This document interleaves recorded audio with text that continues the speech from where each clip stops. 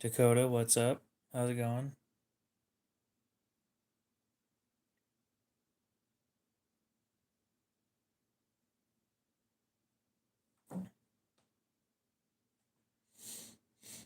Got some cool stuff showing up next week. Wish it would be this week, but it's not. Yes, I was napping. Again.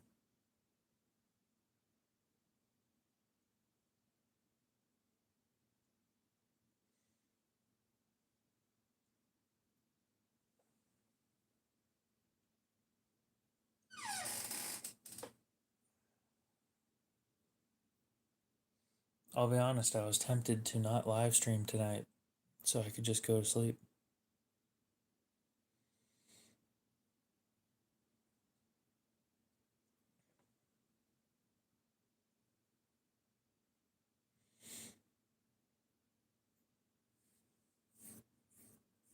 Oh, why's that? Do they have the week off or something?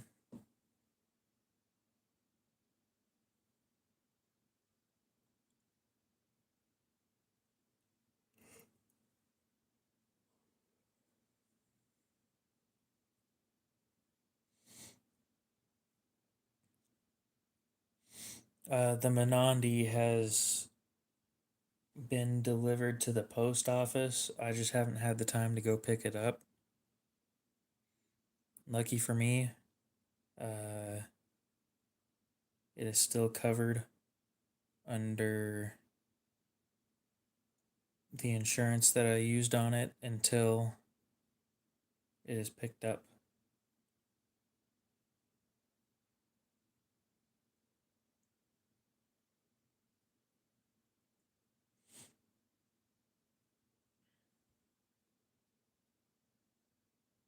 So I should have that sometime next week.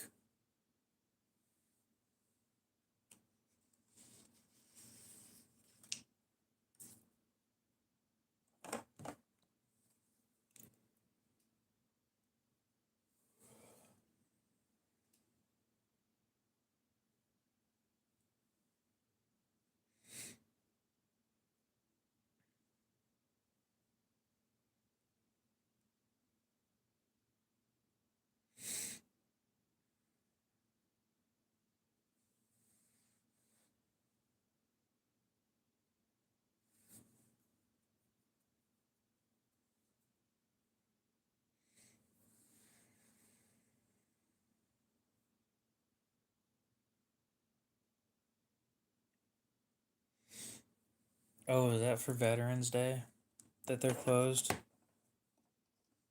Or are they taking the whole week?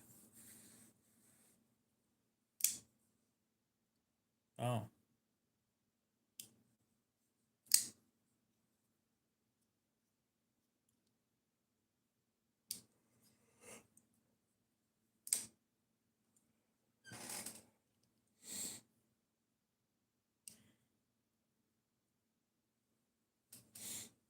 Dakota has some nice shit on hold. Good for you.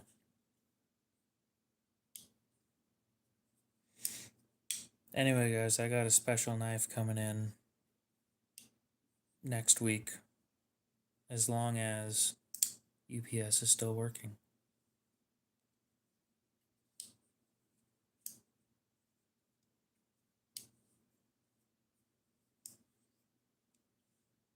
Well, that was definitely a choice. I don't know why I'm still awake. Oh, yeah. I'm a live streamer.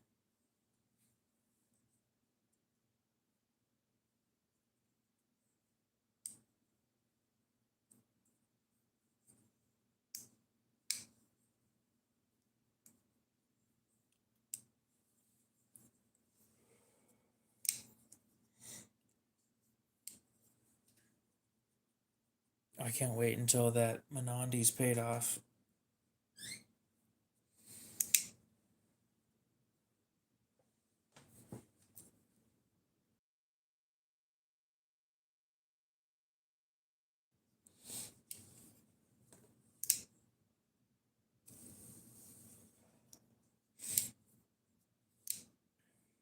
I stretched my finances a little bit on that one. And according to the listing, it was unused. So if it was in fact unused, then that's amazing.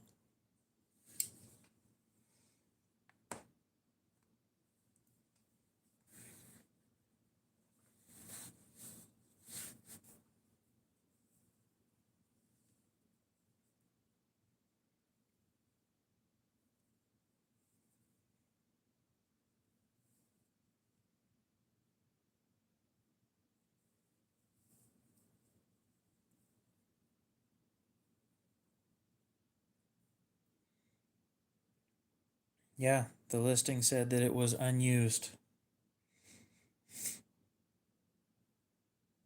I got a pretty good deal on it. But yeah, I spread my finances a little thin on that one.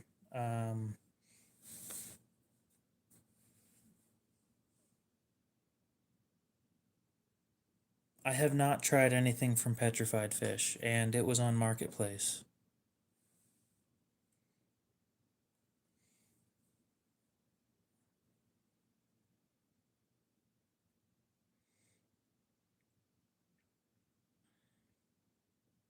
Emil, how's it going?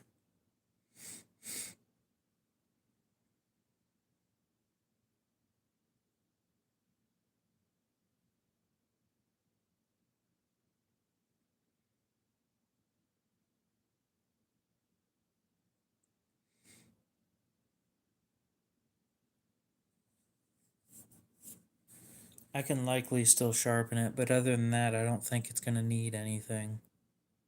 Hopefully, it doesn't anyway.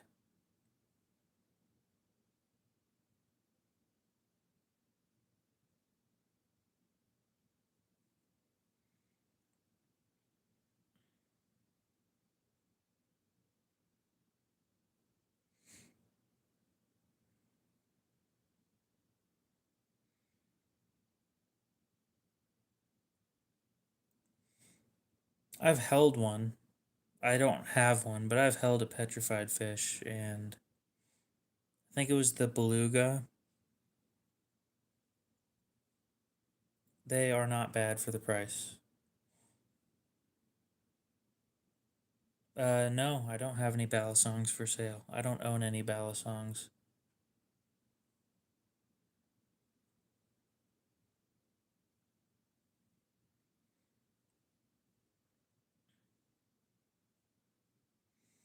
Well, I still need to get this one checked out to verify that it's real. That's why I used PayPal Goods and Services. Was so if it ended up being fake, I could make a claim on it and get my money back.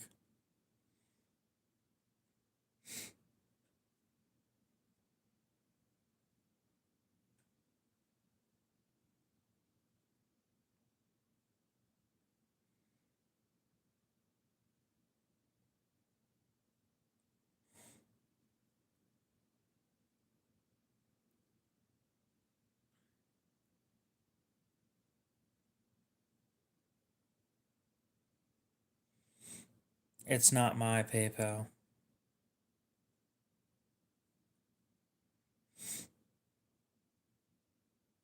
Again, I stretched my finances a little bit. Uh, I borrowed money on that one, so I need that one paid back relatively soon. I'm sitting here looking at Shark Pup reblades right now. We'll see you later, Emil. Have a good one.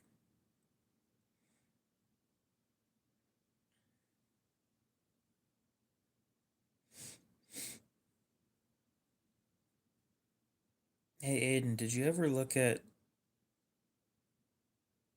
on Transparent Knives website? Did you ever look at the Shark Pup number 8 reblade?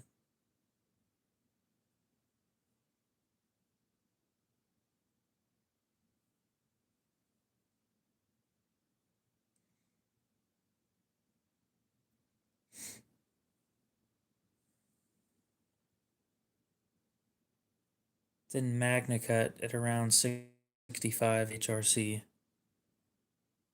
It's 5 thousandths behind the edge. 5. That is thin as fuck.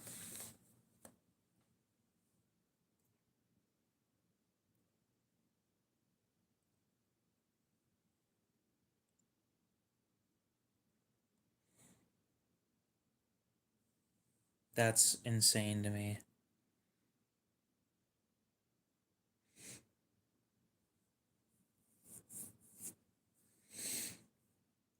I don't think I want something that's that thin.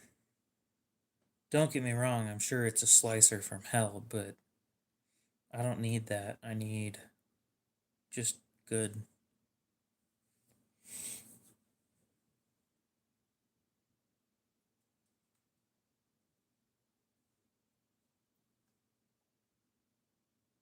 What did you buy that you might need to get canceled? I'm kind of tempted on that bad boy.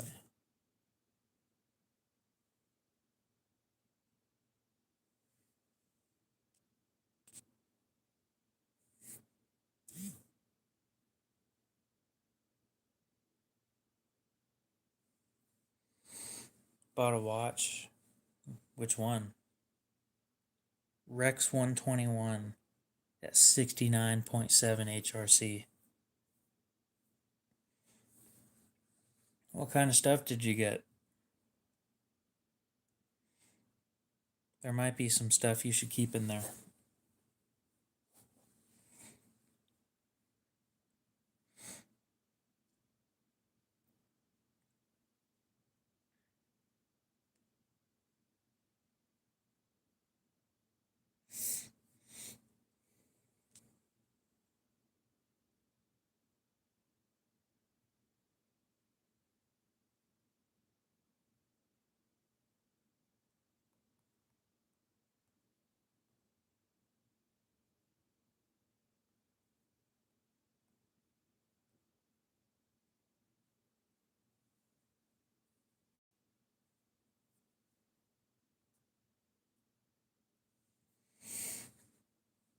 Mm. I'm only like slightly tempted on the Rex 121 because honestly, I think I'd prefer MagnaCut at 65.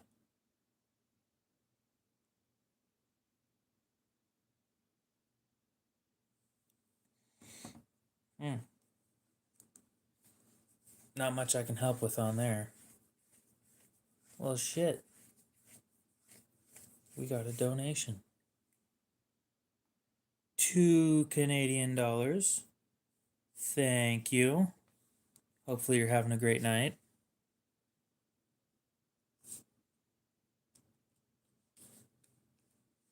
I'm trying so hard to read that, but all I read was tacos. Tacos. I could go for some tacos right now.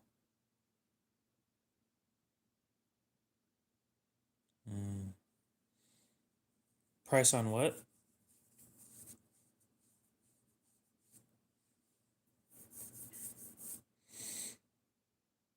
I'm trying to read your donation, and all I got out of that was tacos and Mamma Mia.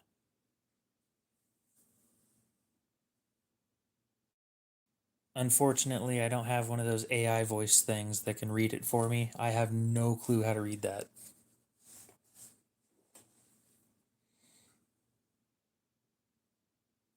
It was 69.7 HRC.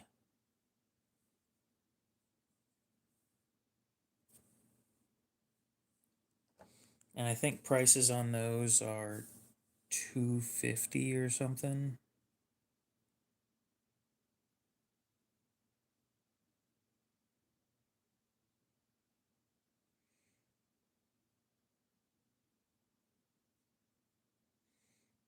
Let me see.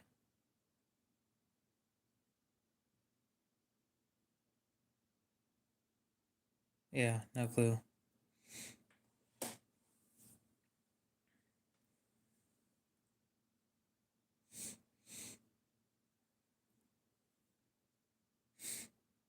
Like, he doesn't have any for sale at the moment, so.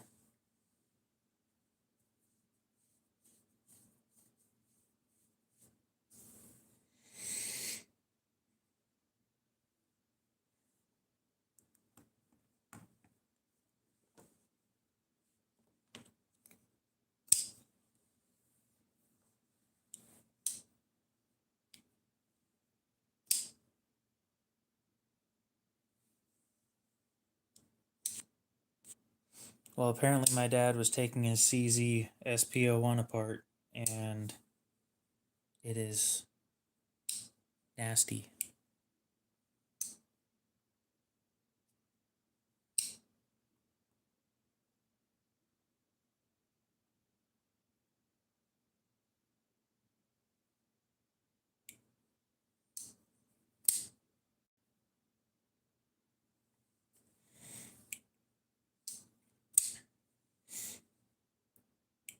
I should find something for us to do.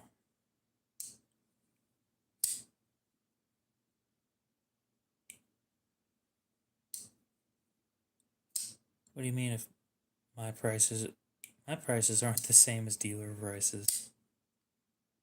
I sell used stuff. I undercut dealer prices because selling a used knife for new prices doesn't make sense to me.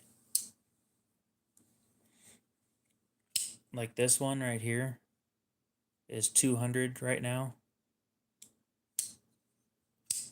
brand new, and other than putting a mirror polish edge on it, I don't think I've done anything else to it. And it's sitting at how much? Give me a sec. Let me double check. 140. Wanted to verify and make sure it wasn't 150.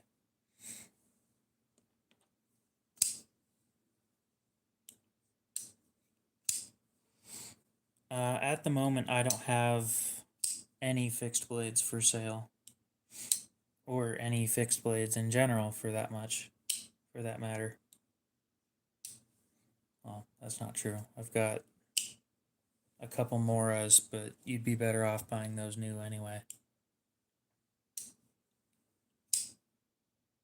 Fixed blades just aren't my thing, so they never go into the collection for the most part.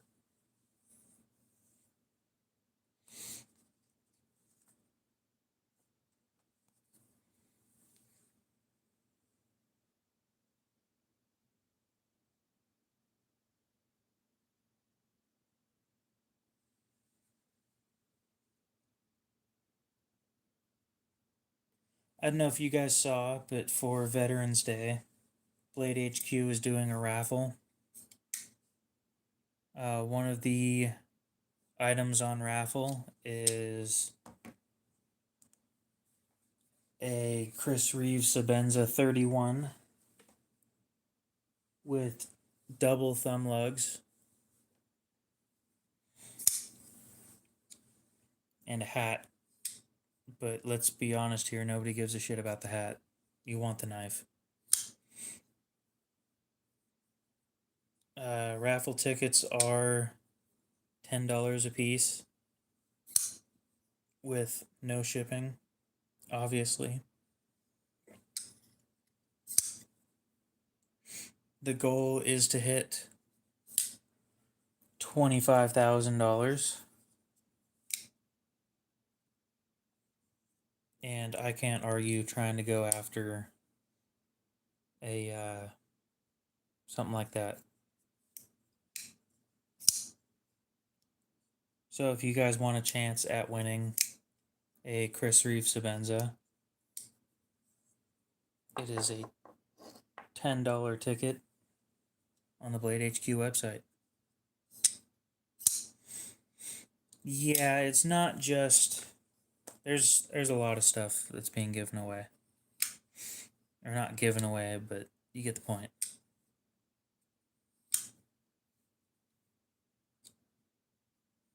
So if you go look up Blade HQ, and on their website you search raffle,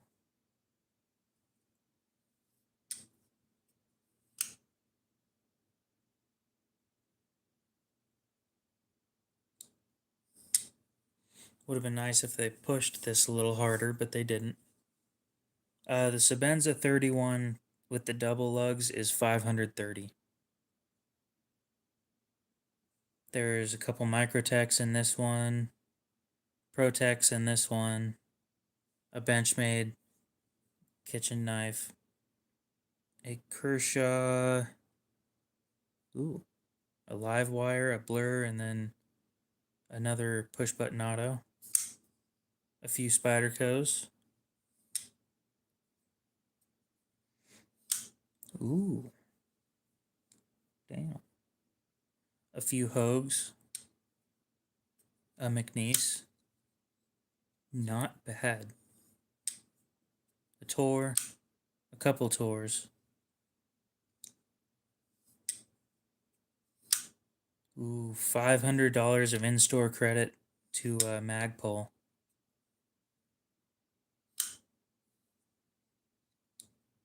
Yeah, nobody really cares about the Medford. And then a Tops something. So it seems like total value of each of these giveaway things or raffle things or whatever is about 500 to 550 a piece.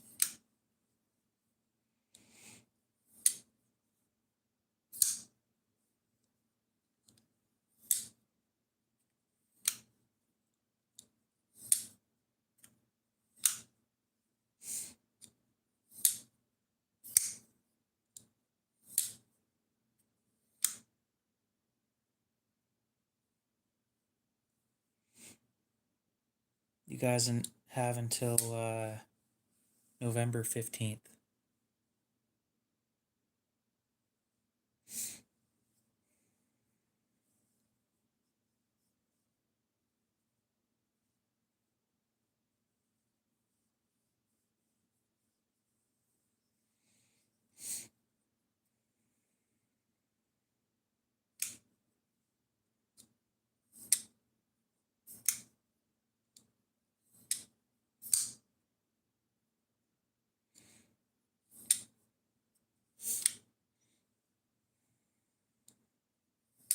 Yeah, there wasn't a Sage 5 in there.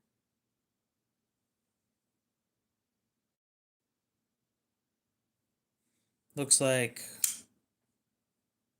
a Para 3 lightweight, an Endura, and a Dragonfly 2 and H2.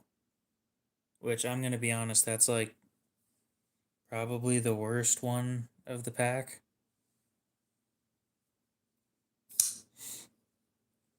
And I think that one's an S35, not K390, so you kind of got shit on that one. It's half serrated too. Probably, if you ask me, the worst option.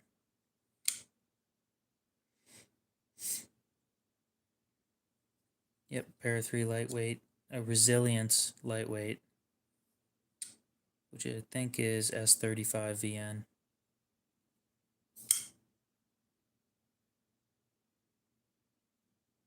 Yeah.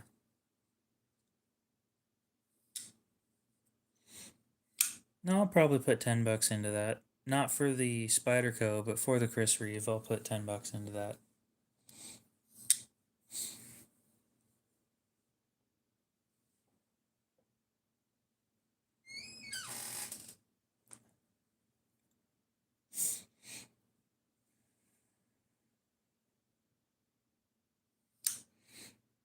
Oh wait, which McNeese is that?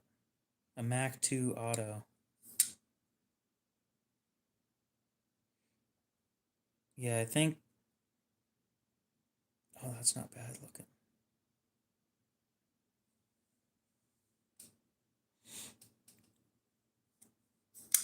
Yep, Aiden doesn't want to be my sugar daddy anymore. Obviously, the stuff that I was sending him wasn't quality enough, if you get where I'm going.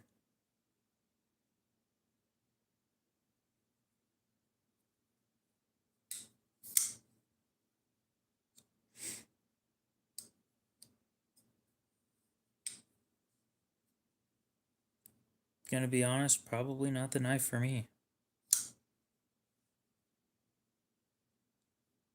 I have found my taste, and this isn't it.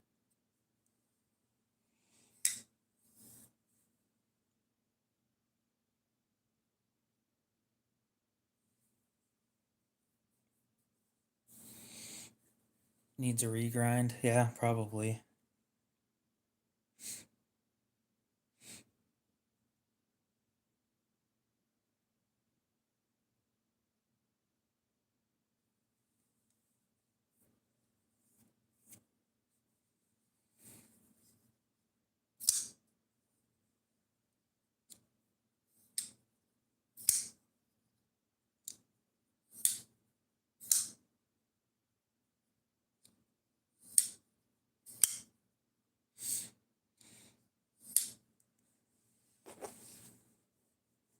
Do you see what they have in common?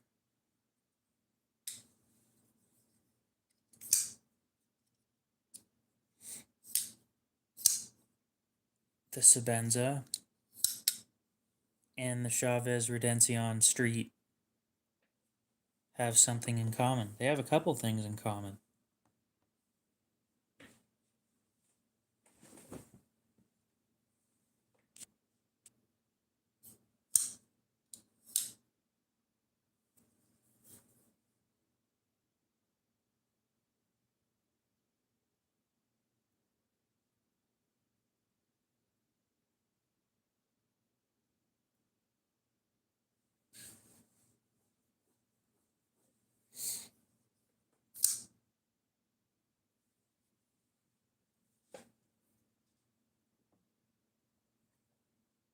Yeah, that shit just wakes me up.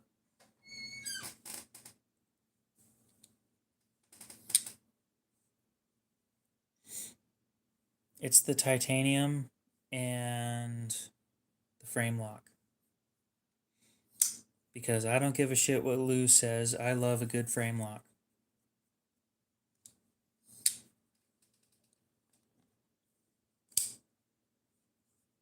Especially when they're broken in.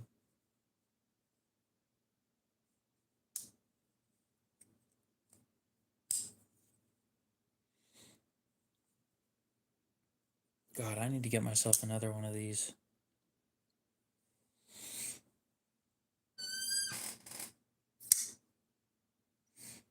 Also been looking into aftermarket scales.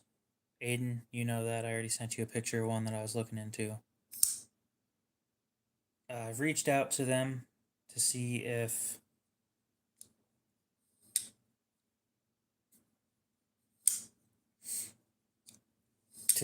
they will if they'd be willing to make plain scales. Would you rather the slow roll?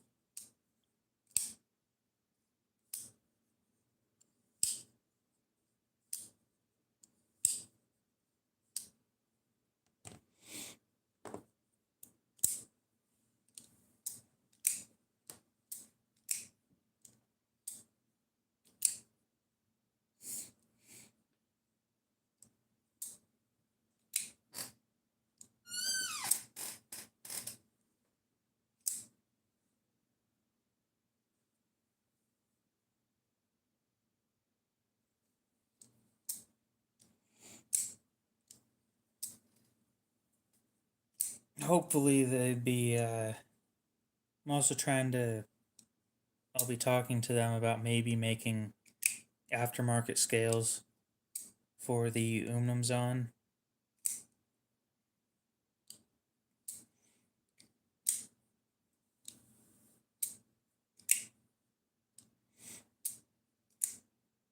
I don't like the how the factory scale is set up.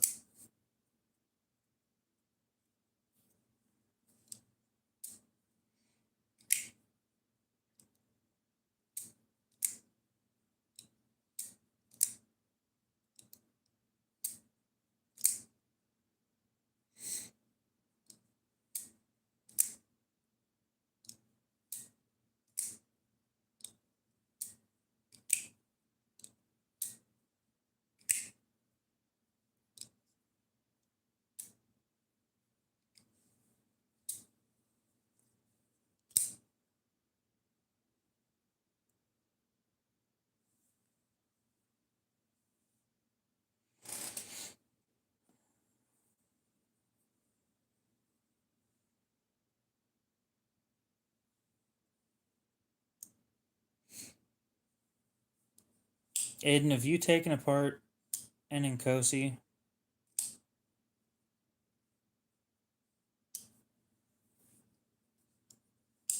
Are you enjoying your time being stoned?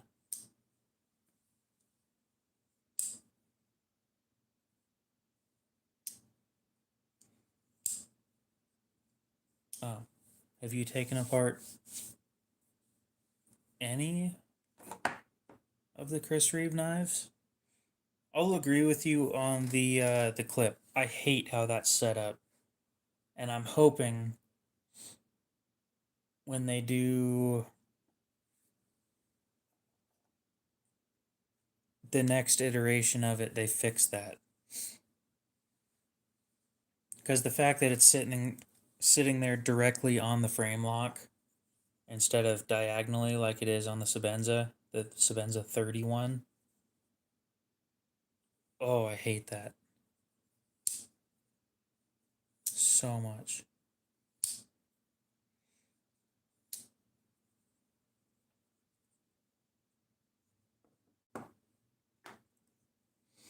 Will you enjoy your time being stoned?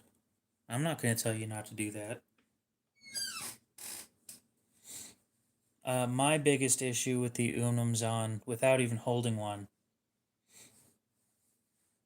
the show side scale doesn't have a thumb cutout, and yes, I understand that it doesn't have a stop pin. But there's a spot on the opposite side against the lock bar that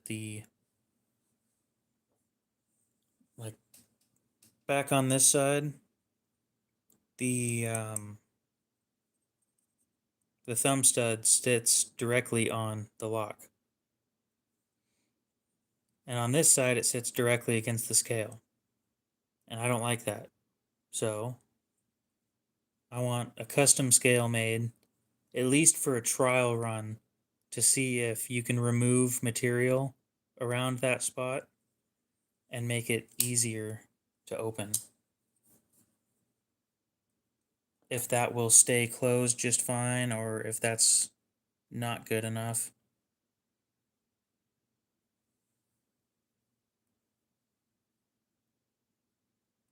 But I've yet to find any aftermarket scales for that thing yet. So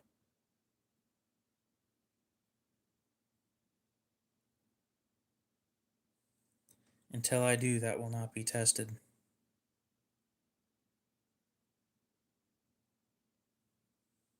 Oh, and until I buy one, it won't be tested.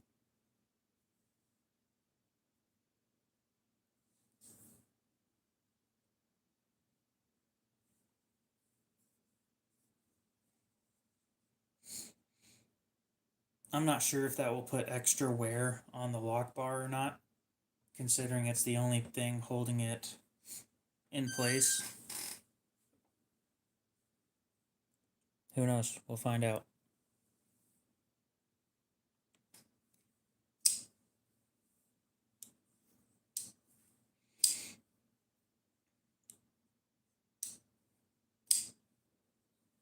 How about no?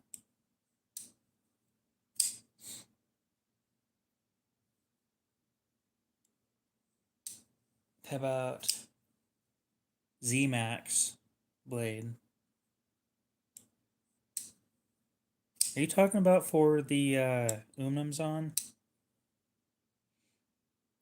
That thing would be pretty interesting with a an Insingo blade shape option. I'm surprised they haven't gone with that yet, considering how old the design is.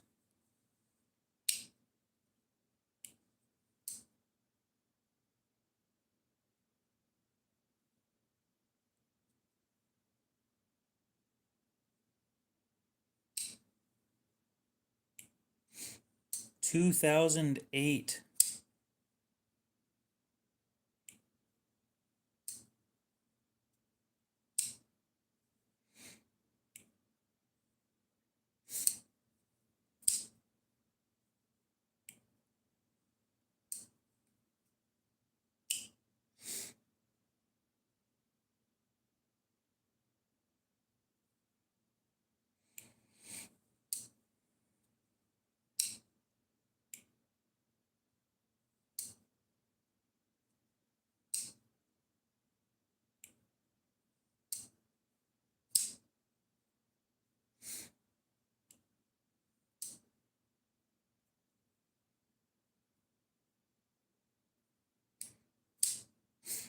Let me see if I can possibly talk to Tim and convince him that the Umnumzon needs a new blade shape.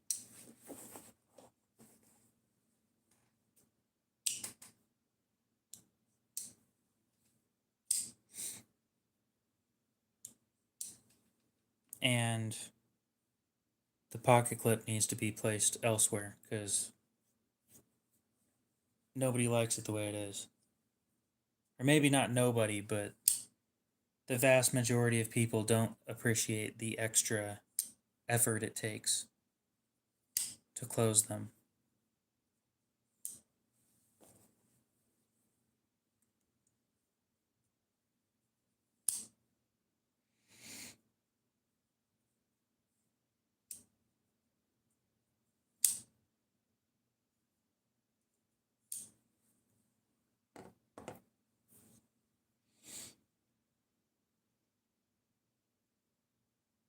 And they've made so many at this point.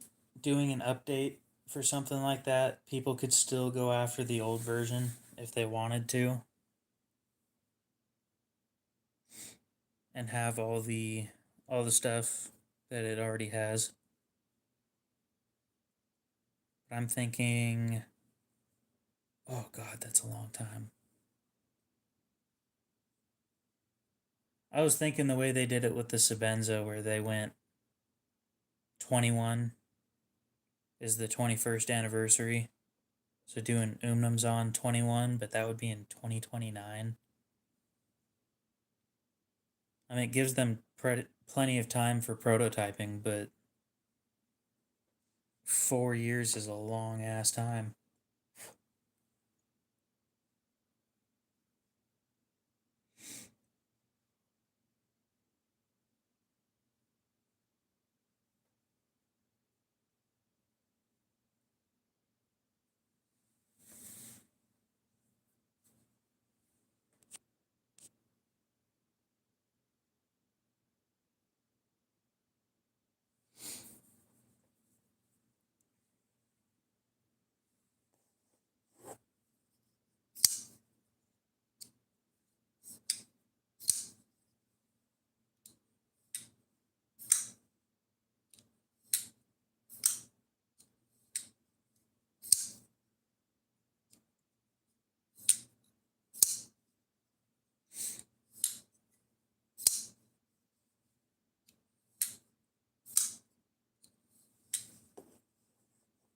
I just had a wonderful idea.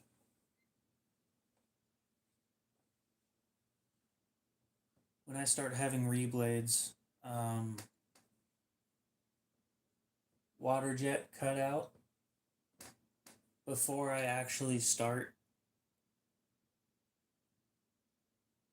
I think I'm gonna have them do one cutout the uh, with the blade made out of some cheaper steel,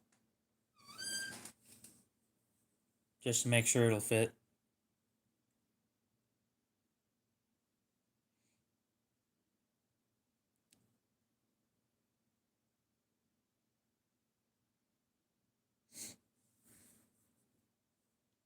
I think that that's a good decision.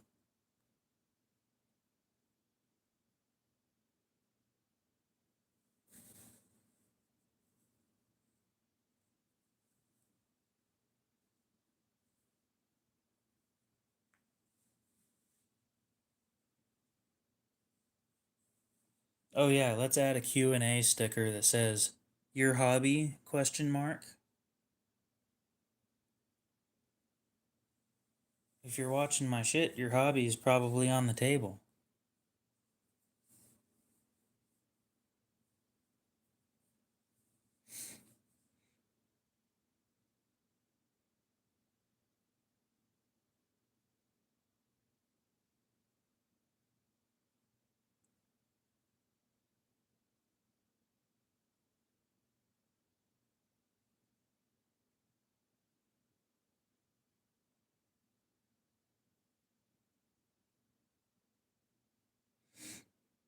Mm.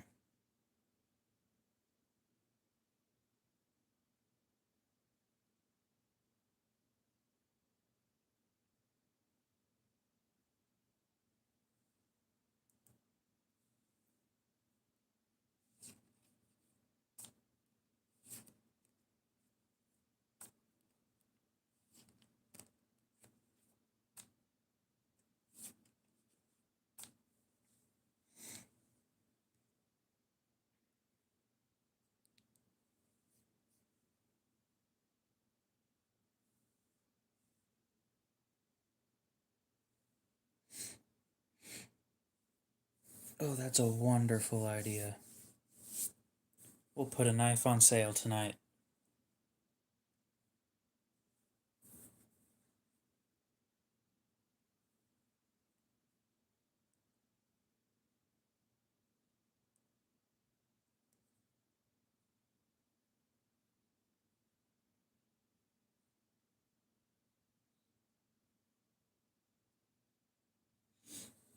I think tonight we'll go with the Kershaw Blur.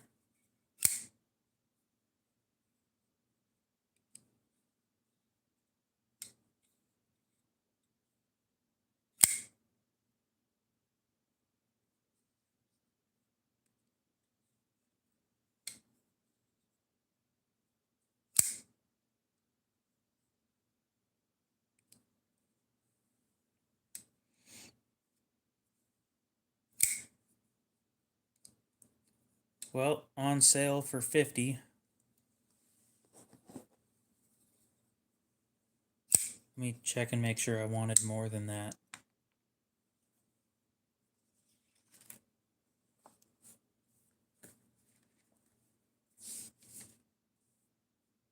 Yeah, I wanted 55, so we'll go 50.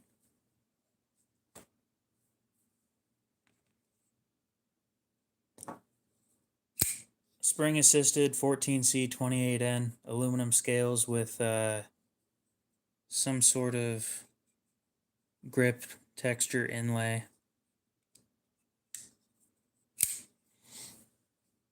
It isn't my best sharpening, but it is better than it was before.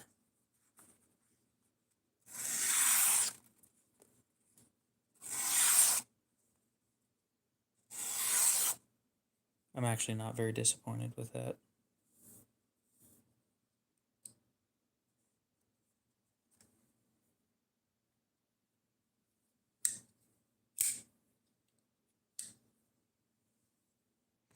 I have two. The other one I can't sell until I get it fixed, but I'm not sure if I want to get it fixed.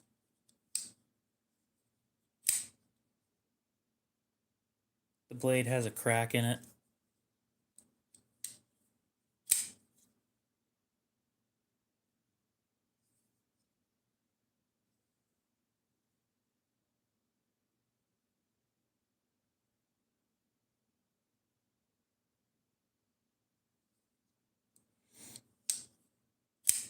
Bob Rick, what's up?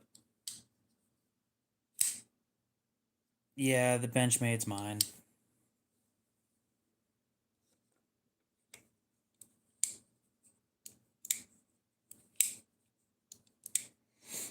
I'm looking for a set of scales for it that I actually like. I've been hard pressed to find something that I'm interested in, and when I'm saving up for parts for other things as well, like the Benchmade just isn't the first in line of parts that, or of knives that need parts. Nice. Glad to hear it.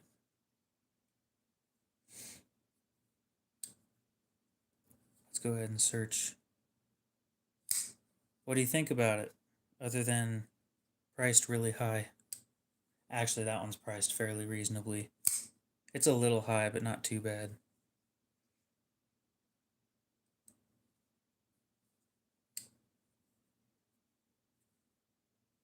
Roy, what's up?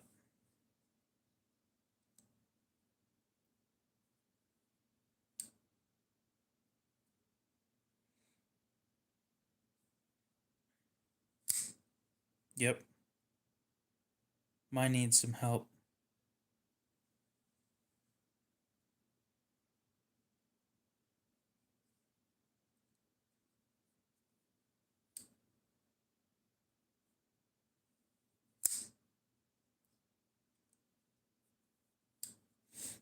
The open knife is a Tops MSF 4.0.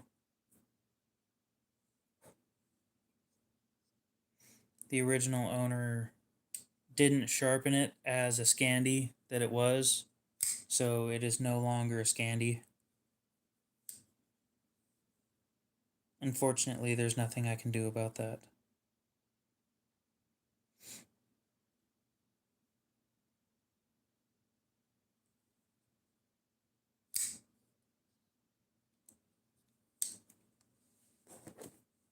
It has been sharpened properly since then, but it is still no longer a Scandi.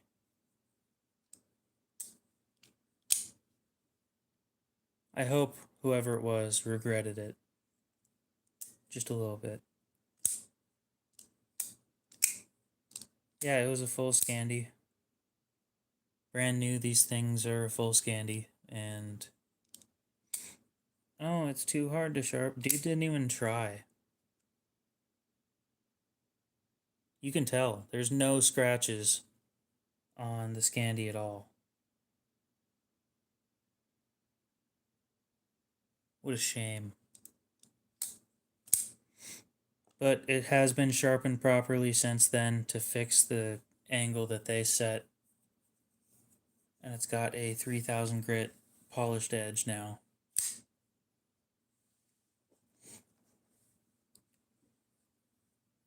It is $80. Brand new, they run 210. And I just don't want it.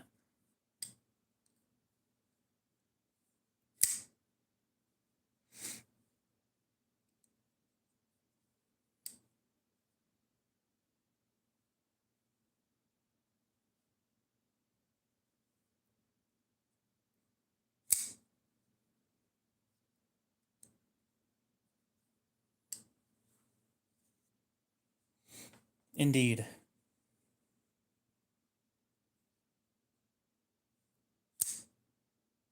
They are indeed the people that prevent us from having the nice stuff.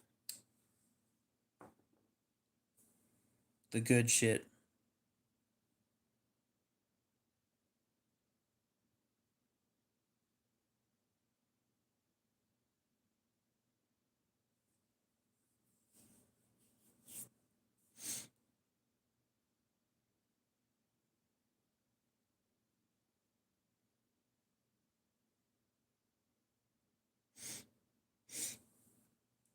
I'm gonna get a hold of Matt and Boss. And I want them making something.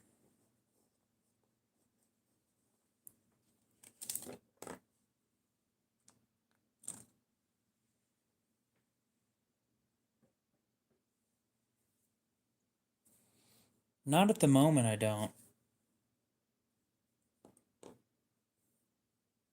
Any traditionals? Not tonight. The knife on the bottom's on sale right now. This one is 50.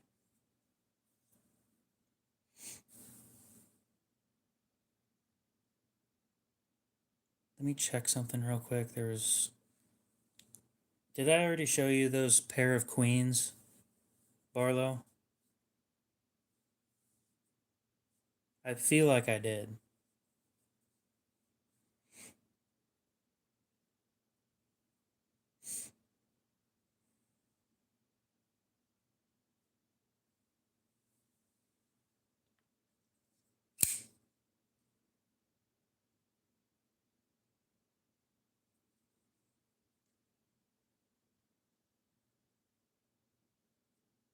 Okay, so I did. If that's the case, then I can probably remove them from my wish list. Holy shit, that thing sold fast. The Umnum Zana I was looking at on Blade Binge earlier sold already. $5.25.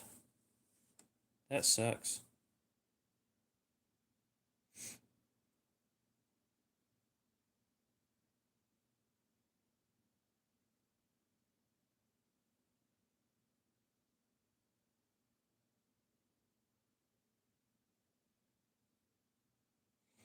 Appreciate it. I'm trying to find buyers for stuff.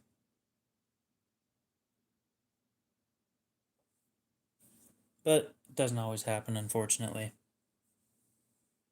I'm sitting on $1,500 in inventory right now of stuff that I need to get rid of.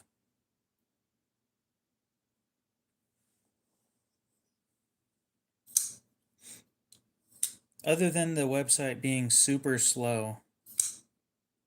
Yeah.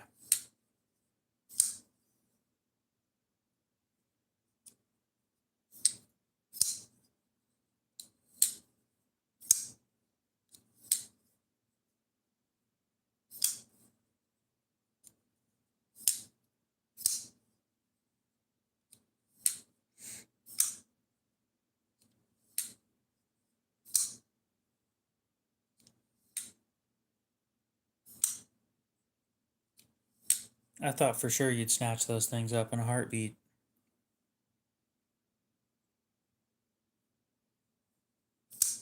It's $30 a knife right now. They're sitting there at $60 for the pair.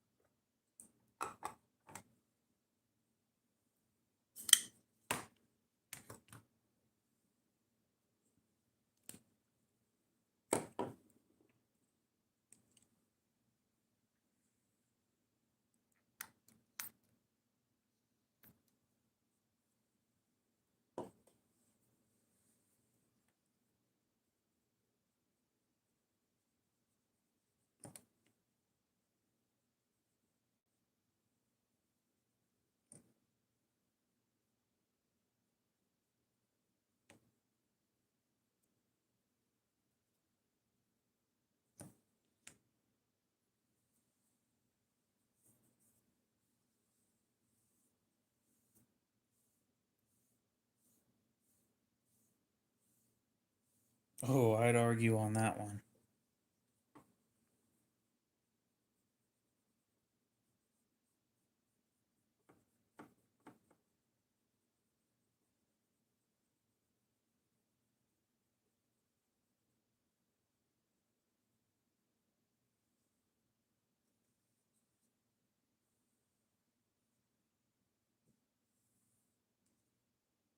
Not that you're gonna dump this much money into a knife. Did you know that the Chris Reeve Knife Company makes traditionals? At least one traditional, I know that.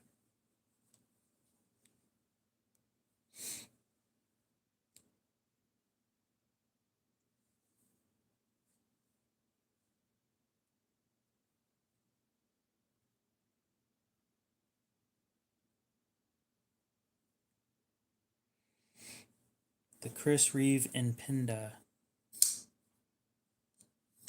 Yeah, I don't think you want to dump that kind of money on it, but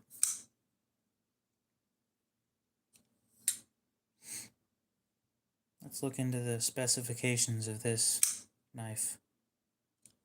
Or not.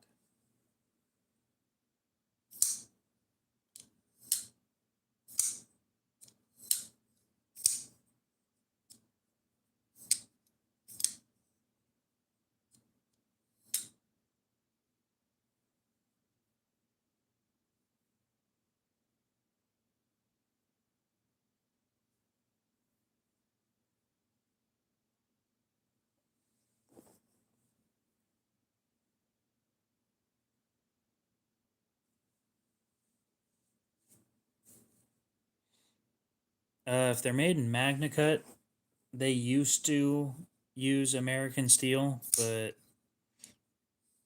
I think MagnaCut's still made in America, if I'm not mistaken.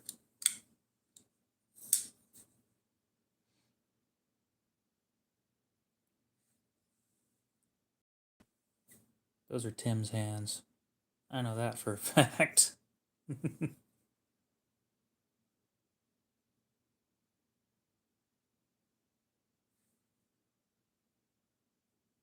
Anyway.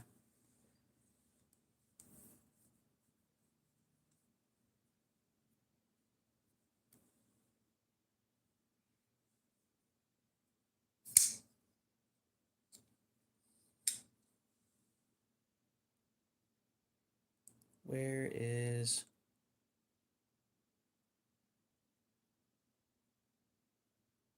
MagnaCut made now?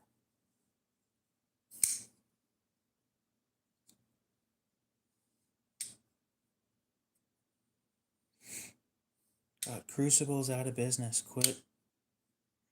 My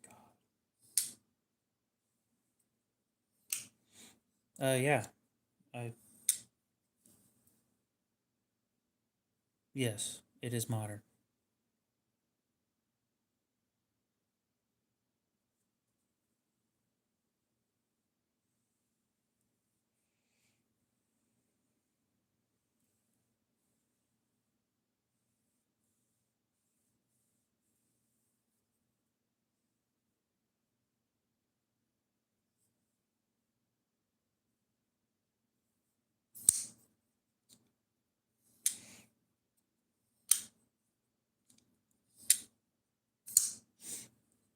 Do you like buck knives a lot?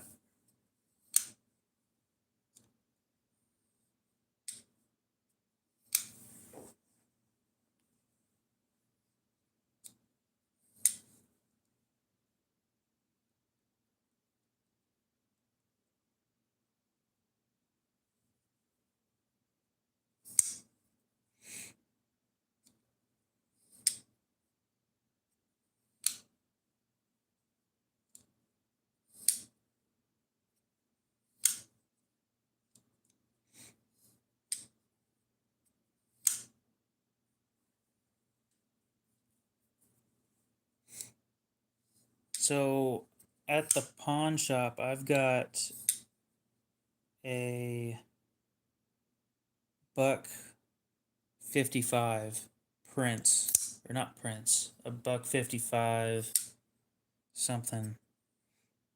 Oh, sorry, it's S35 VN. But yeah, S35 made in America.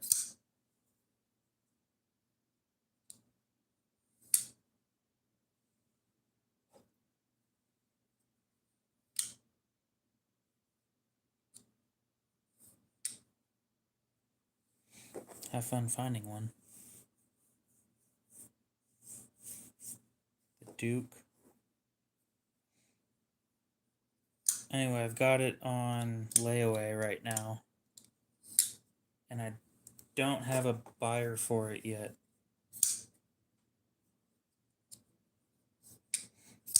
I got it for a fairly good deal.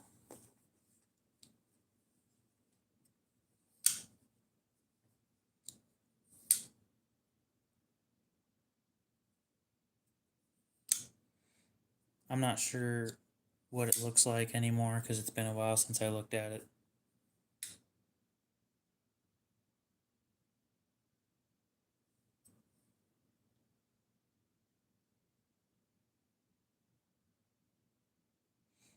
On their website, it is called the 55.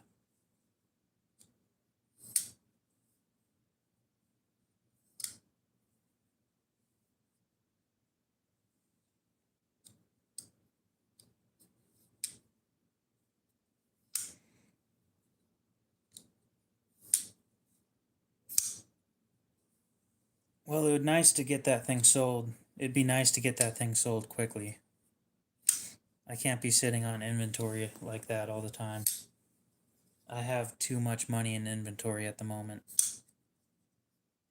The quicker I can get rid of stuff, the better. So,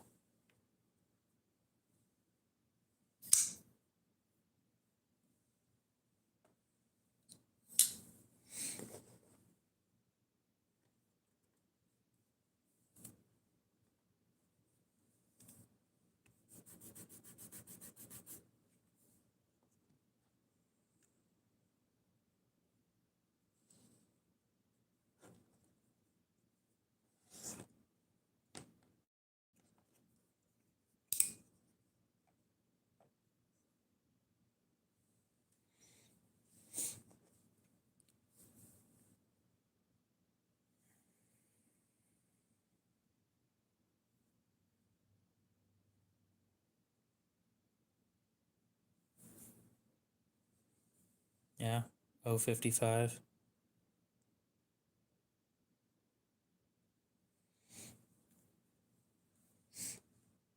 I'm pretty sure that that's what knife it is. I'm not 100%, but I'm pretty damn sure. But yeah, if you're interested, then I could get that moved kind of quick. And I was born 30 years after that. Not a whole lot. Trying to get rid of more stuff. Showing off some of the nicer stuff in the collection that's up for sale.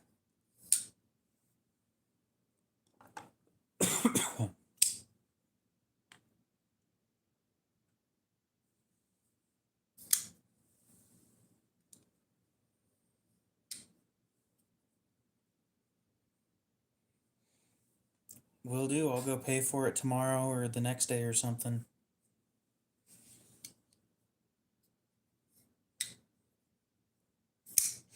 Get that thing sharpened up on stream or something, and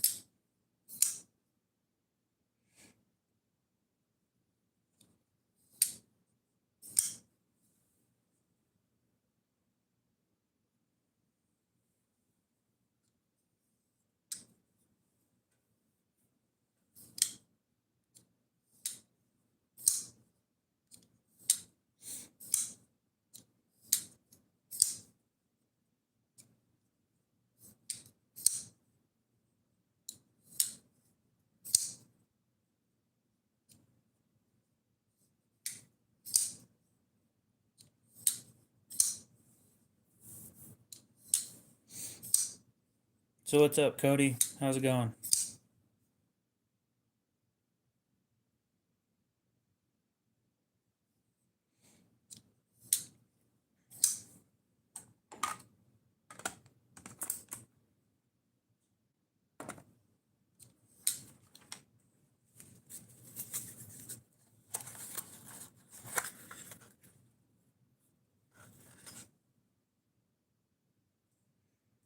Oh, dude, that patinaed amazing. Oh my god. Holy shit.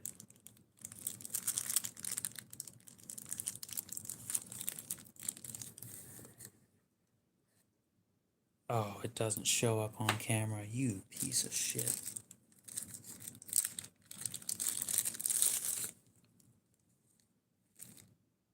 There's blue, there's purple.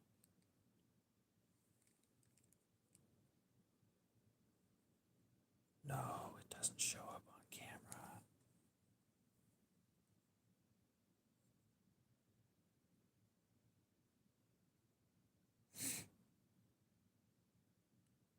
I need to take this thing apart and clear coat it. But I don't have the tools to take it apart. Damn it.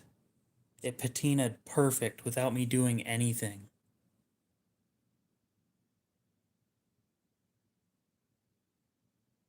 Oh, that sucks. I opened the bag, put my grubby little fingers all over this thing, and then closed it back in the bag, and then it patinaed perfectly while it was just sitting there. And because I don't have the tools to take it apart right now, I am unable to clear coat it and have it perfectly.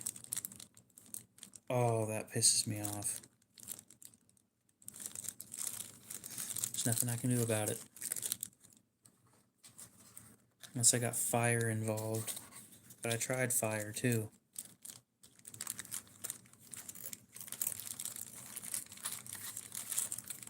Damn. I know it's been sitting in there a couple months.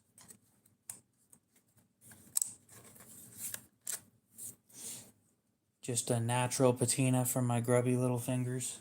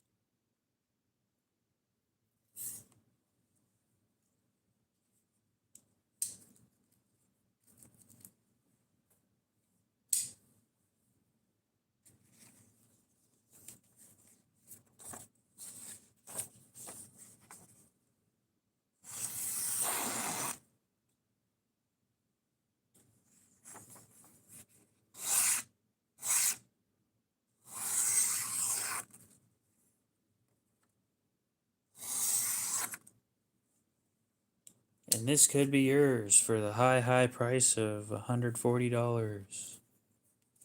Woohoo.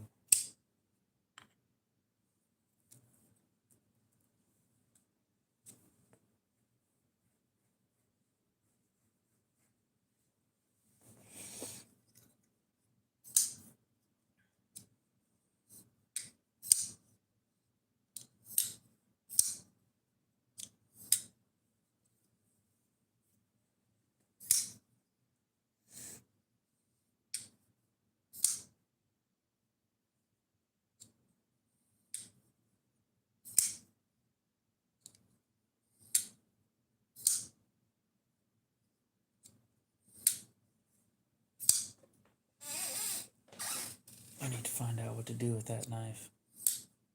Just like stick it in the oven and let it bake, maybe.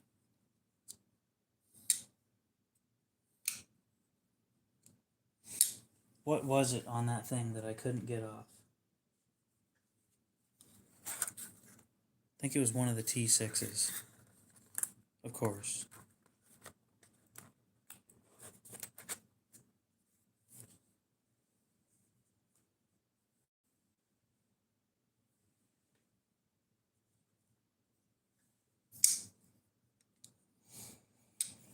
Oh, the blade is stainless, yeah.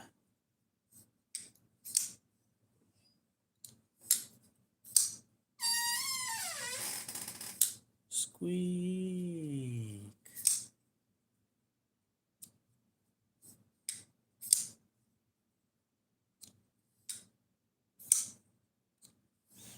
What did you found?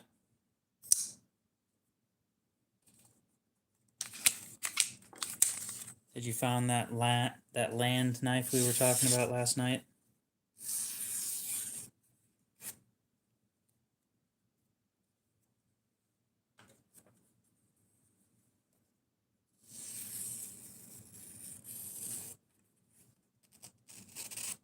Your pocket clip for what?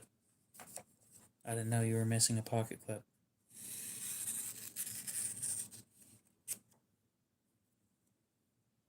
Damn, that sucks. I'd rather you buy that land knife than buying a fake knife.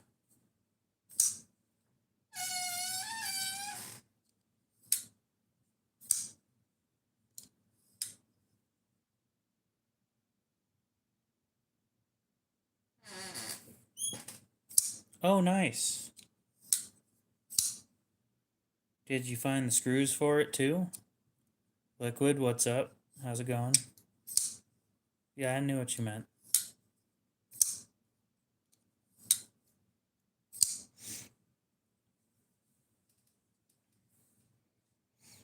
I followed the knife doctor dude for when he was fixing knives, because he was doing something that I couldn't do, and then I just kind of lost interest. So are you still going to order the parts for it, or did you just not get around to that? Because it's not going to cost you anything.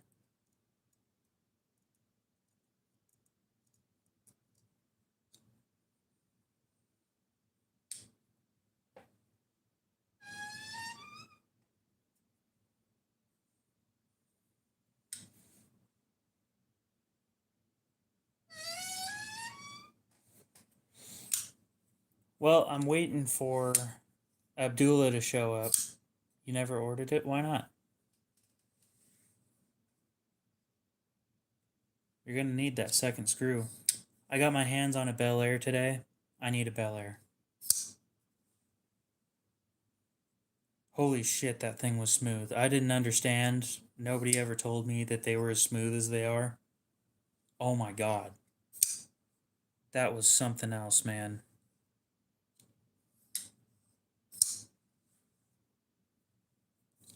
With light Omega springs, so they're not sitting there with any chance of breaking all the time.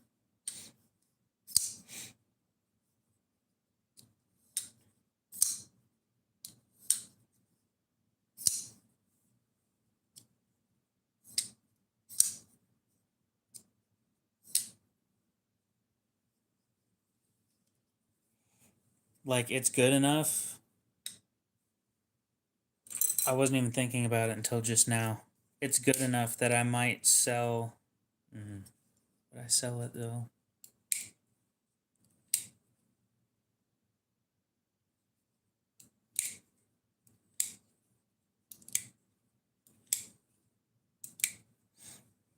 Anyway, I'm waiting for Abdullah to show up so that I can sharpen some knives.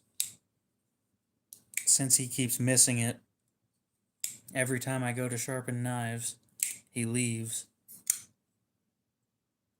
just before I start sharpening, or he joins just after I finish.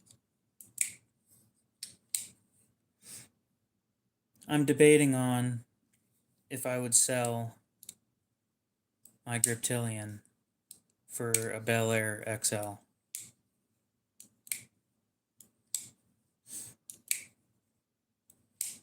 I'm going to be honest, the Bel Air wasn't on my radar. I thought it was just another ZT or another Kershaw that I didn't need. Nope.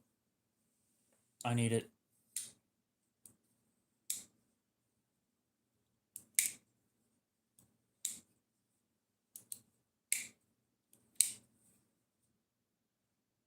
And I will sell some shit to get it. Like the money for this will probably go directly into buying one of those.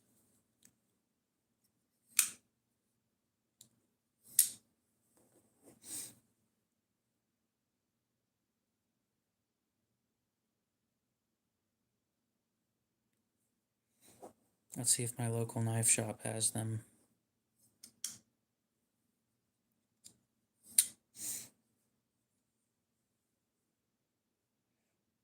Oh yeah, they didn't last time I checked.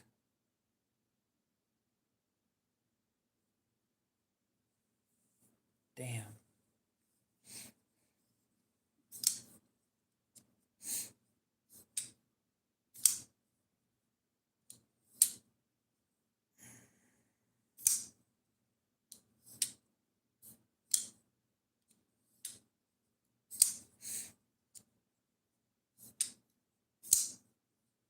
What ZT do you have? I didn't know that you had a ZT.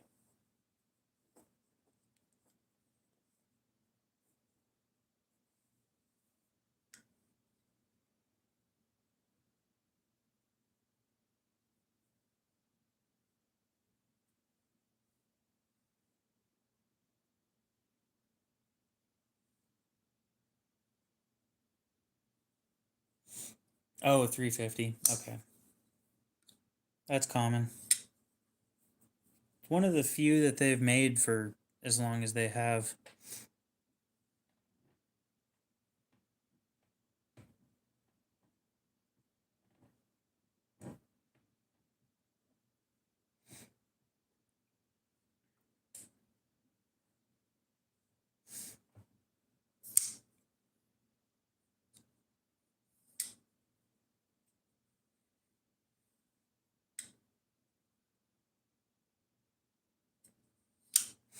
Oh my god.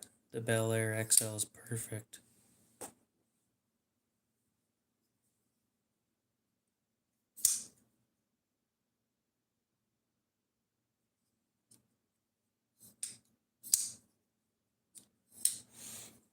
I can understand why you guys want one of those now.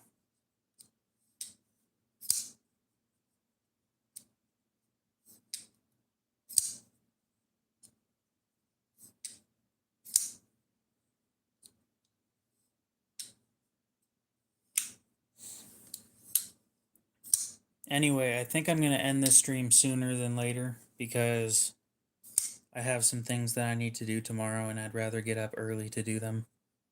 Barlow, I will get a hold of you. I'll be ending the stream in about 11 minutes. I'll get a hold of you. I'll get a hold of you about the buck once I figure out exactly what knife it is. I want to get rid of my MKM Isonzo.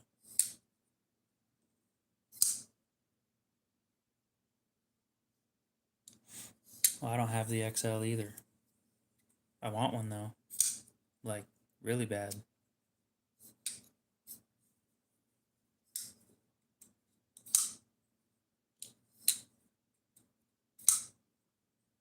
Well, there you have it. I just figured out that I could thumb flick this thing.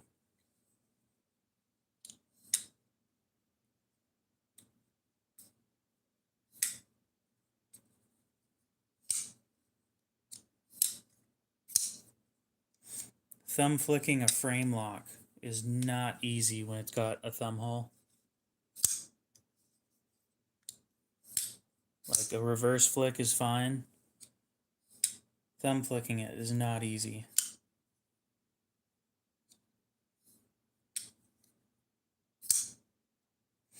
I don't even know why I tried that.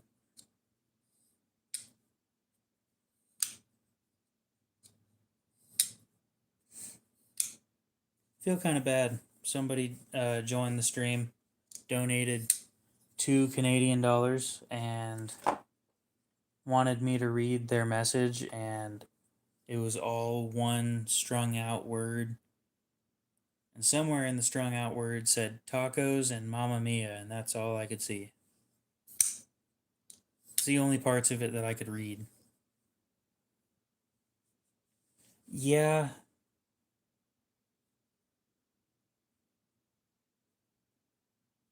I could sharpen one knife tonight. Yeah, that bevel was pretty damn big.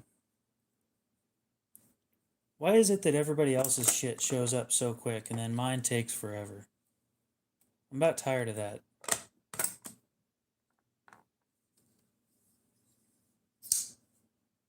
Order something off Blade Binge and it takes a week to show up. I ship something out on Monday and it shows up on Thursday. Not even.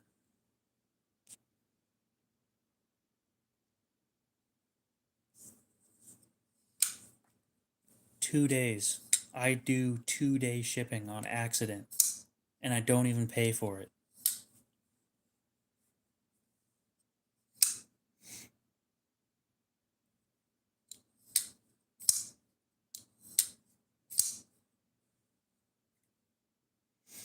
Anyway, I have good news for you guys. Well, good news for me anyway. Mike's Customs, thank you. Appreciate it.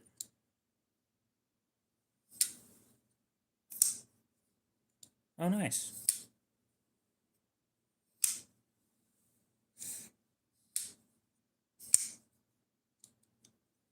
Now I gotta sharpen a knife. Keep the people entertained.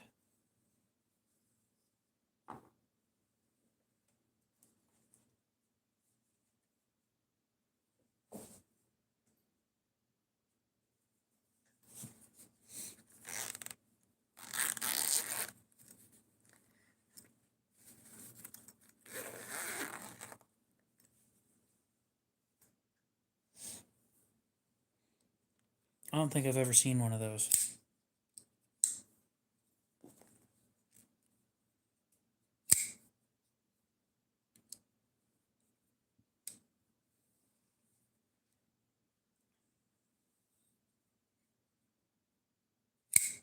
Oh, yeah, that's not for me.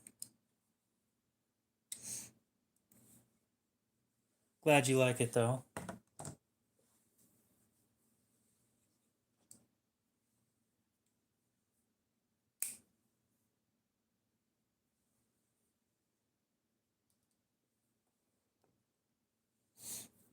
Mm.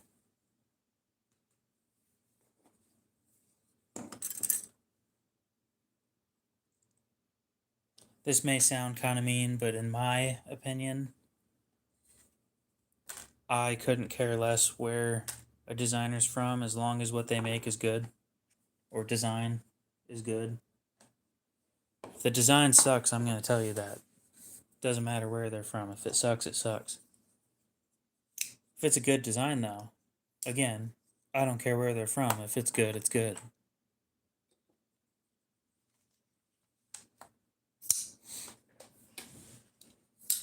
Material matters too. But if the design's good, I'm telling you the design is good. Oh.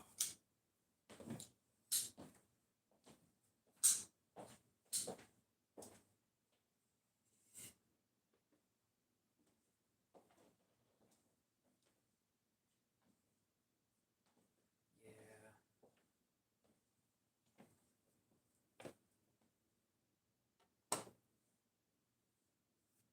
True. A good knife is a good knife. There's no doubt about that. It's a cheap kitchen knife.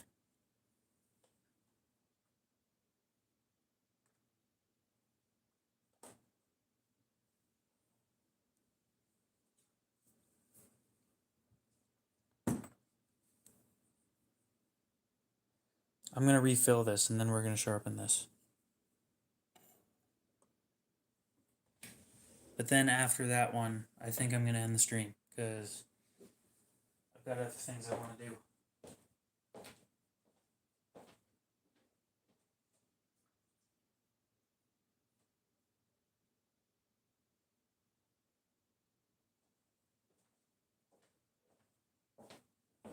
A little bit of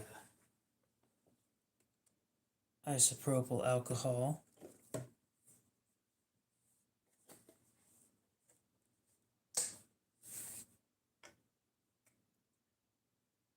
You mean fun like the kind of fun you'd never want to do again? I agree with you. If you meant actual fun, then gross.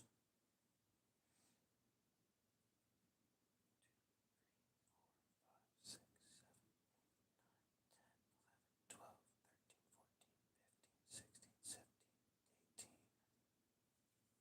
13, 18 drops of mineral oil. We're going to try 3 drops of Dawn dish soap.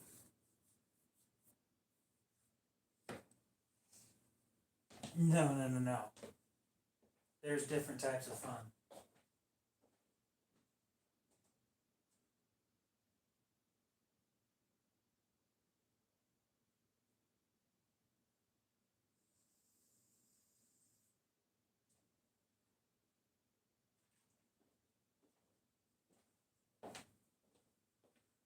There's 4 different types of fun.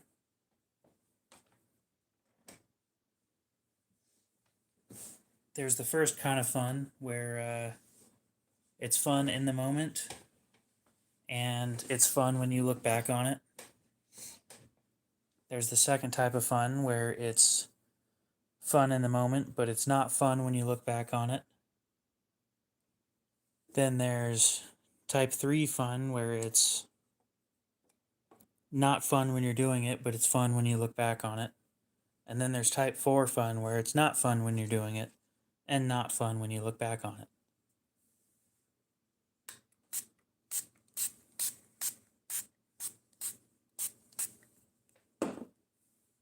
That needs to be out of the way.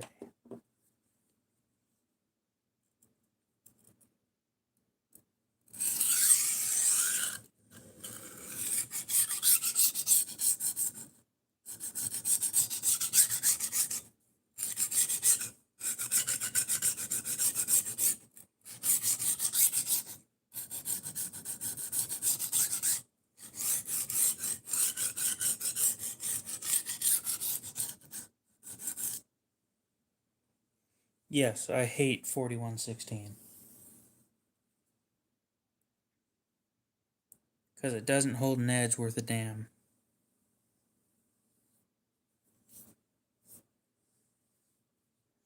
And it's so soft.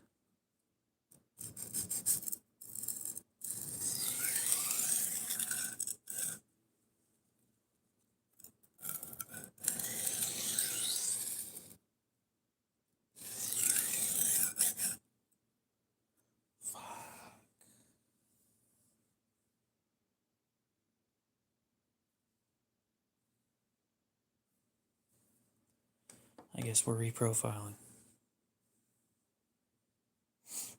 I don't know, watching a little kid trip on their shoelaces, it's hard not to laugh.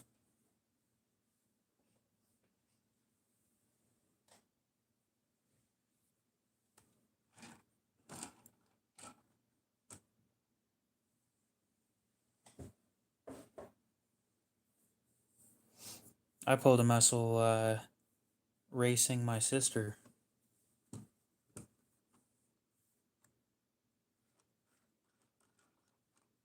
Robust or rotund?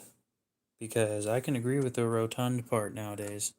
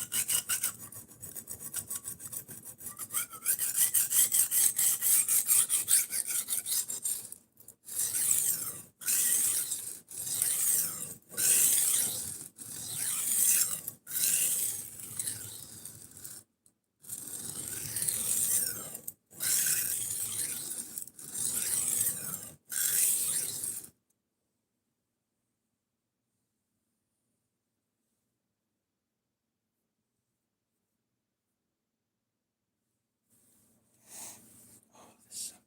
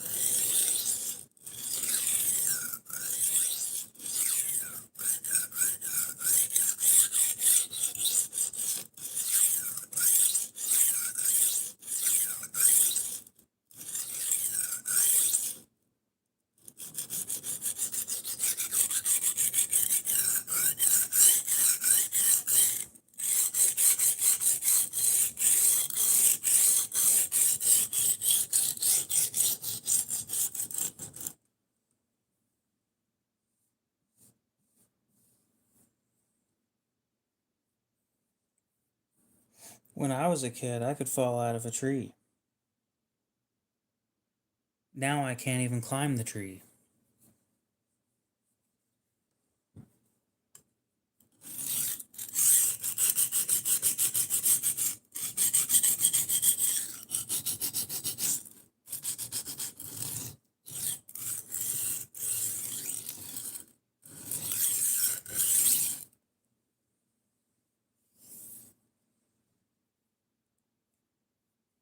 Yeah, play hide and seek in a tree.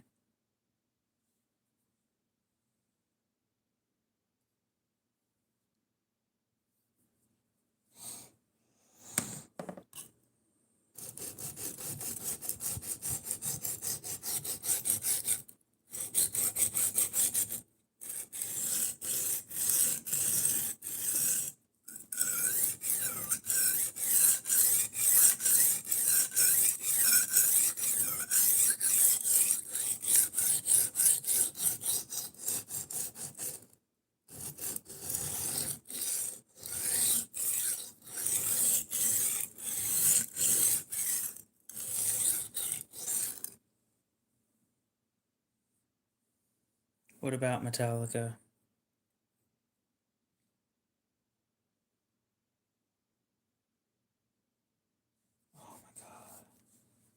I wonder.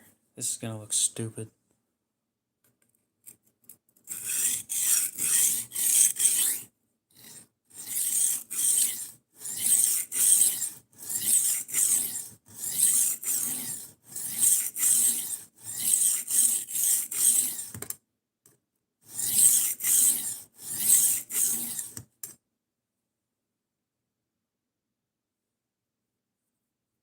Oh, no shit, that worked out well.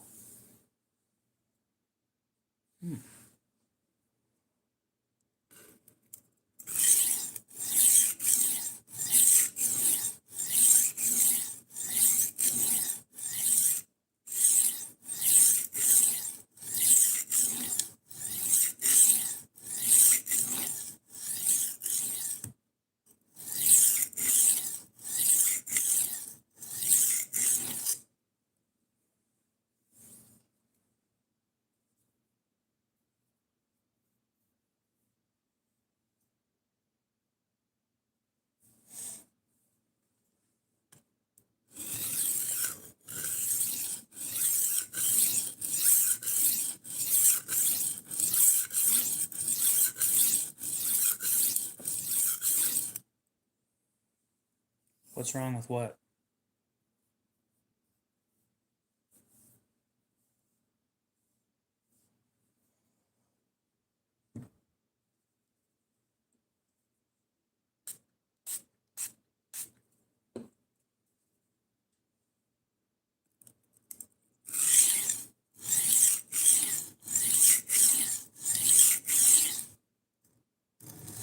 Nothing.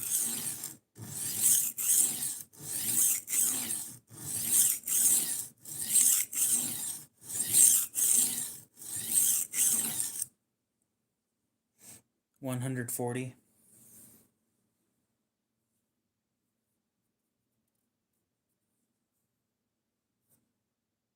We're reprofiling, so I'm fixing chips and redoing the grain on the edge.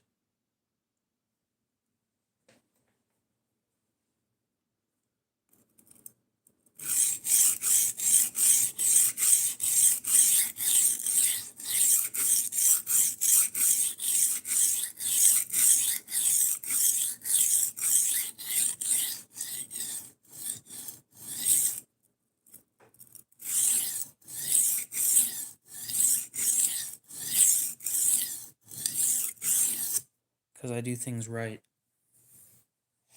And doing it right takes a while. And that is okay with me.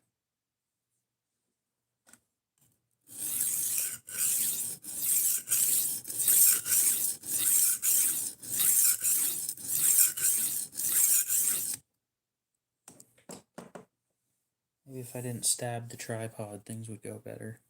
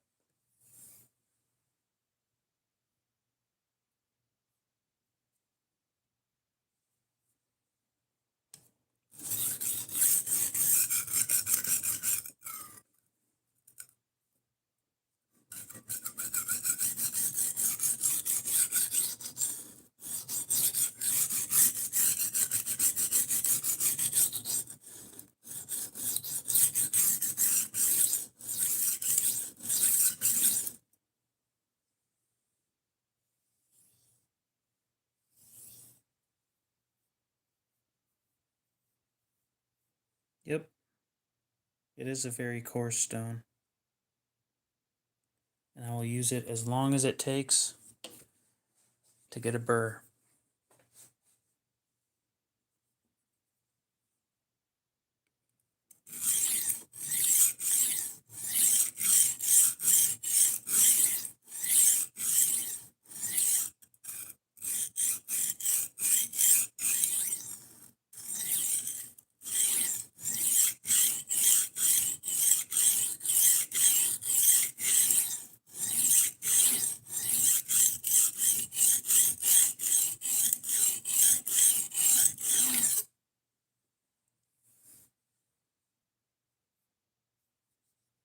I'm also taking out chips.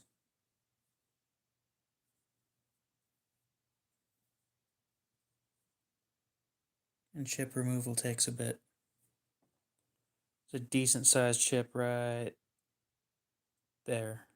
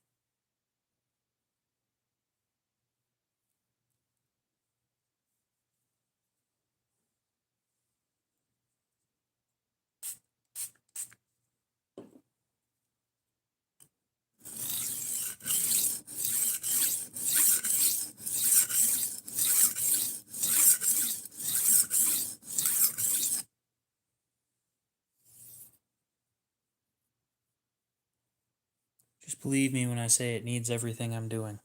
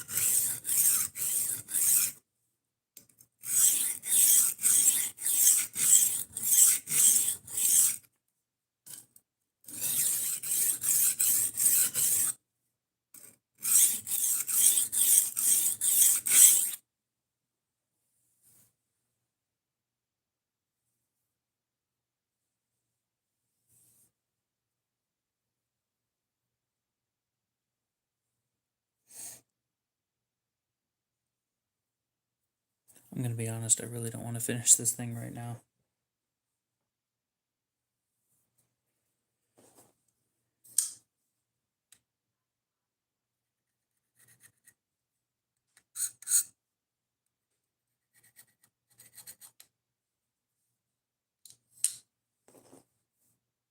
I am not enjoying this.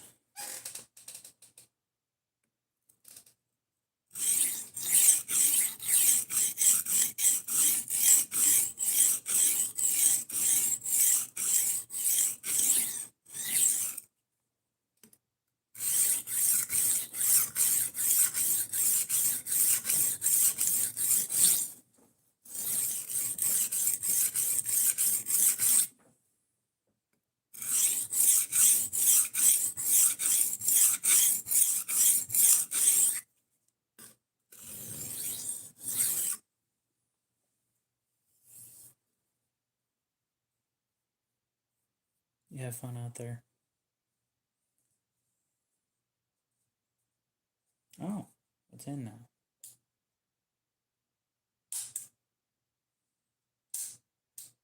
Oh, for a second there, I didn't think it worked. What's this?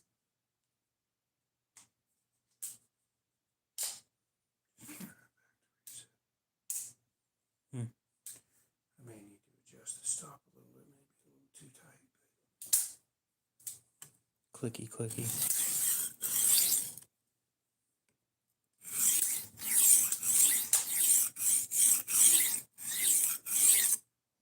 Might as well bring the tools out for when you go shooting next.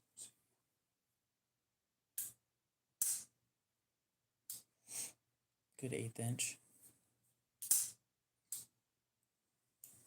I've never seen one that was that dirty on the inside before. Well, unfortunately, I can't show it on stream. Dummy around to it. Yeah. Okay.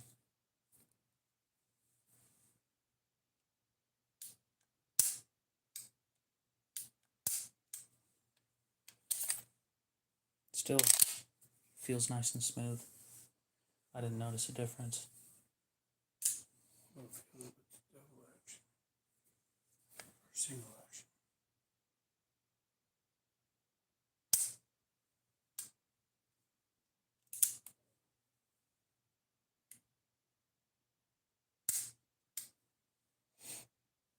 Not bad. Not sure how I feel about flat triggers though. You have a good one too, Dakota. We'll see you later if you're headed out.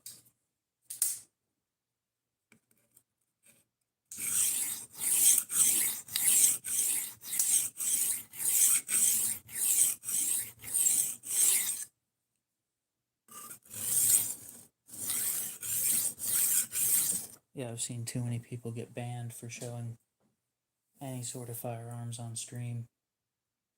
The problem is you can't touch them on under the camera. Right. It's Except for the guys that do gun videos. no, even them. You can't live stream and touch those. Oh, live stream. Yeah.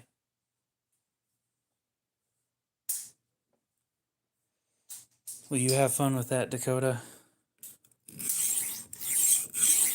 This thing sucks. What's the knife? Yeah, I hate it. Yeah. I mean, I knew I didn't like sharpening long knives, but damn, I didn't know I hated it that much. And there's chips, and I'm getting somewhere with it. It's just taking I forever. told you they're crap knives, so. Well, yeah, but you wanted to use them, so Probably Wally World, I'm guessing. probably. I don't even know. It looks like somebody took sandpaper to it. Like, you don't know. Not even. That is aftermarket scratching, if you will. It's not factory. Custom. Sure, we'll go with custom. Maybe it was somebody's kid decided he was going to sharpen it. No. You can see it on camera. That looks like shit. It's a horizontal satin from somebody fucking up somewhere.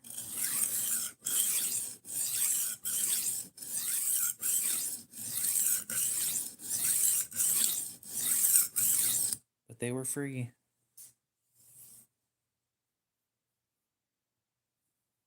And who's gonna say no to a free knife? I mean, I would sometimes, but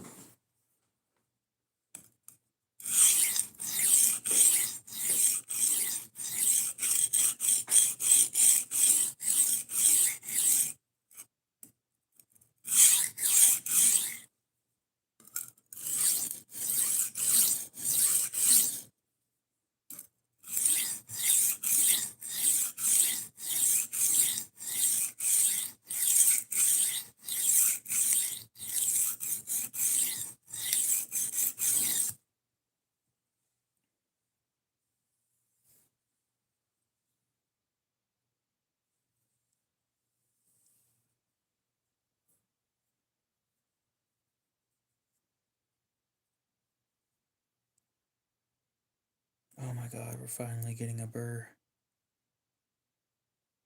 Only took 4 years.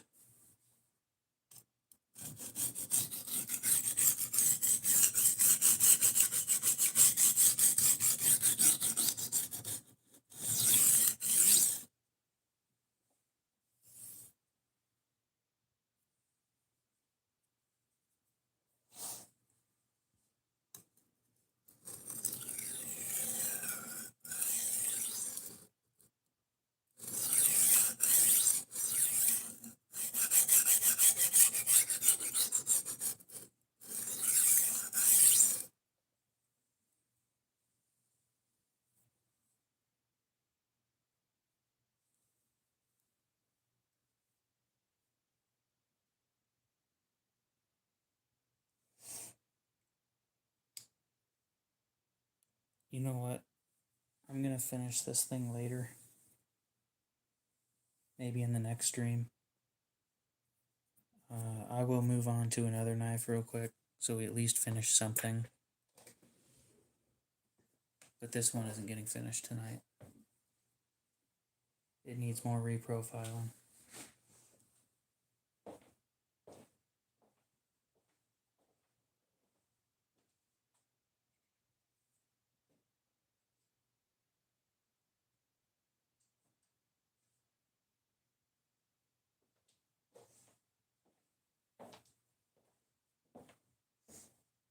We can do something like this.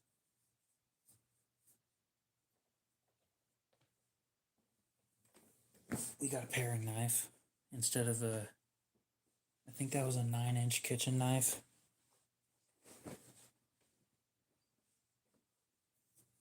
I think that last one was the longest knife I've ever worked on.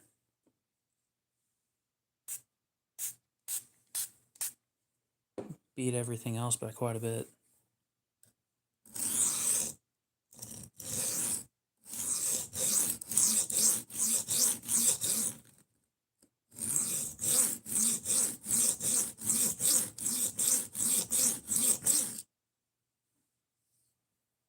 Oh my god, I forgot how nice it is to work on short knives.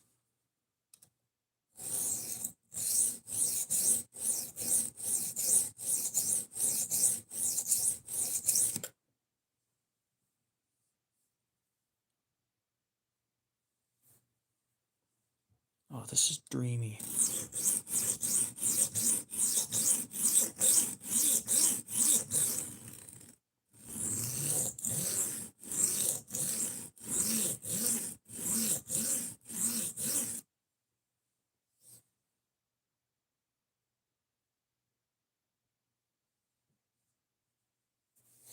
God, the factory angle on these things are garbage.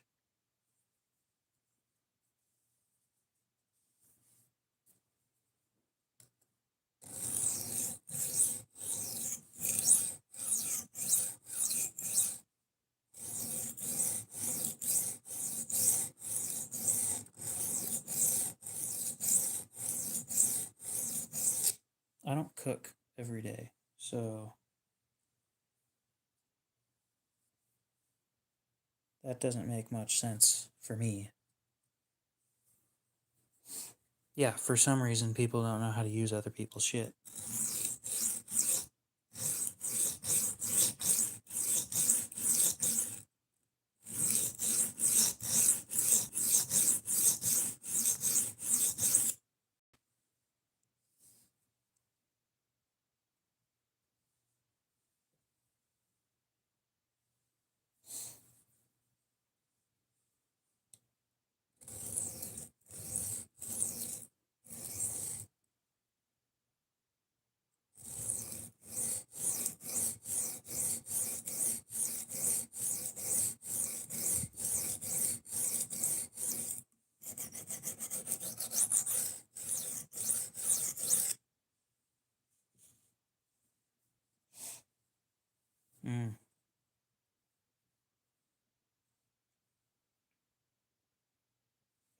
Gonna be honest, it is quite often that I forget that honing is even an option.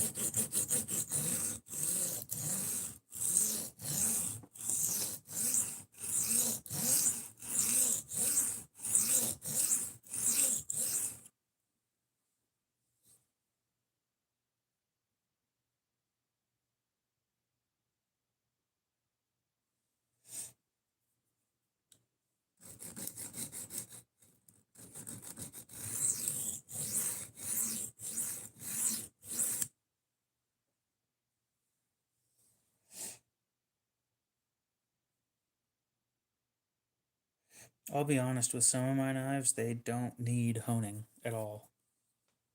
Like, I doubt there's much I could do with the Sebenza where it would actually need a touch up in everyday life.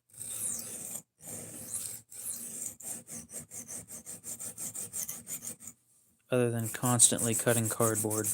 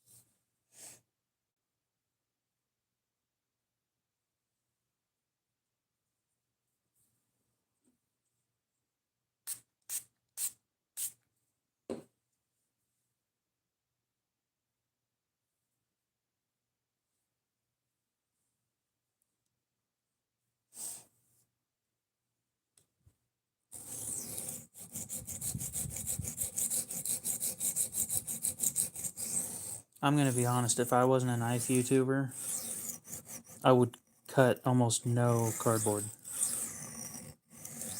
There's no point. Like, cut the corners of the box and then throw it away flat. That's.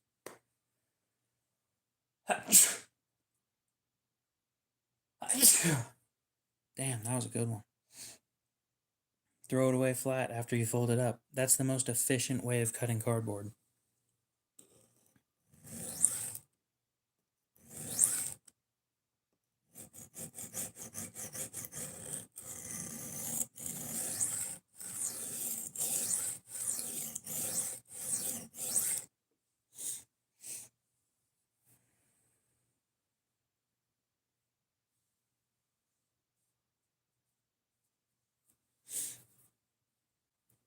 I think we're finally done reprofiling for now.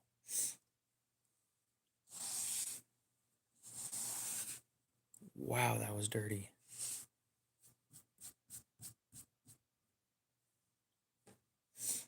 You know what's funny is this stone isn't for sharpening. It's for flattening other stones.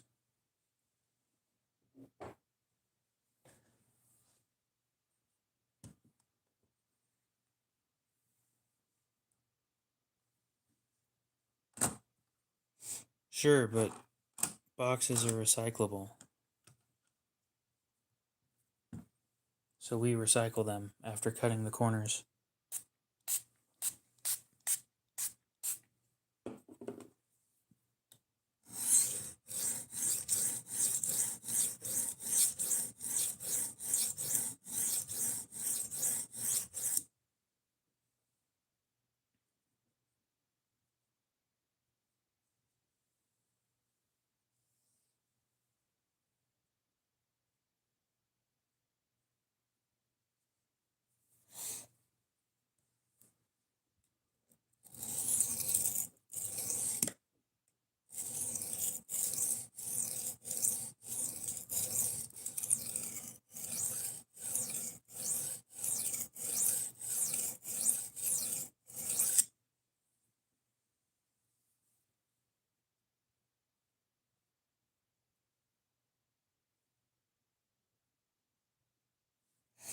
I wish those two groups of people would grow the hell up and stop fighting with each other for no reason.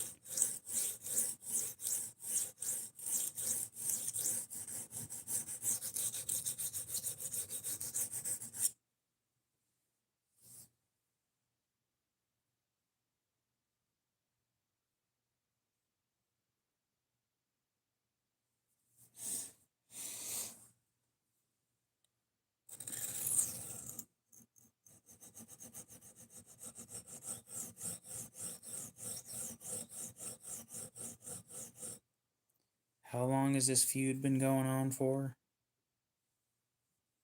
1,000 years or some shit? You kidding me?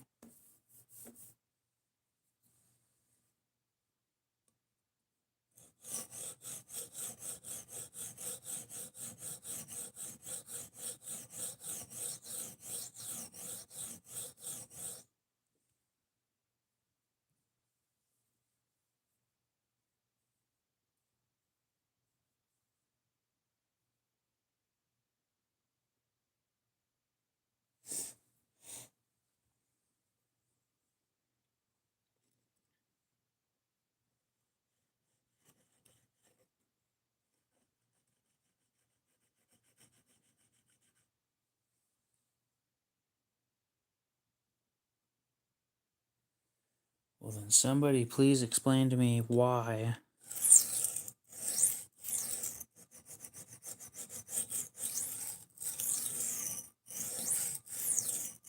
After thousands of years, one of them hasn't won already.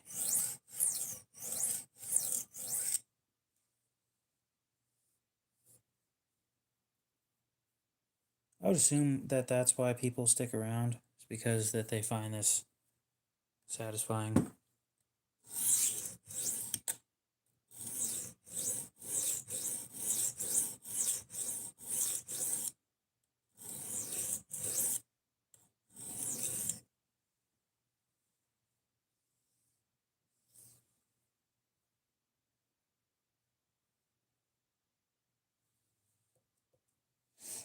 Well, you'd think if they believed that, they'd do everything that they could to take them out. But they keep stopping. And don't get me wrong, I'm not saying that stopping the war is a bad thing. What I'm getting at is if you're gonna do something, do it right the first time. And this goes for both sides. They're both failing miserably. They could have squashed this shit millennia ago, and they're still pulling it.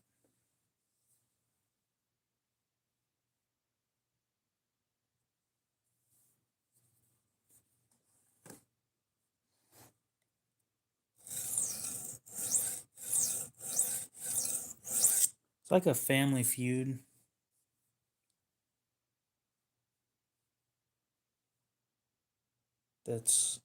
There's no benefit to either side winning. It's so dumb.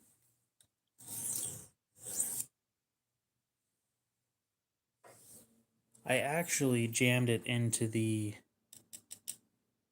rod that's down below, but yeah.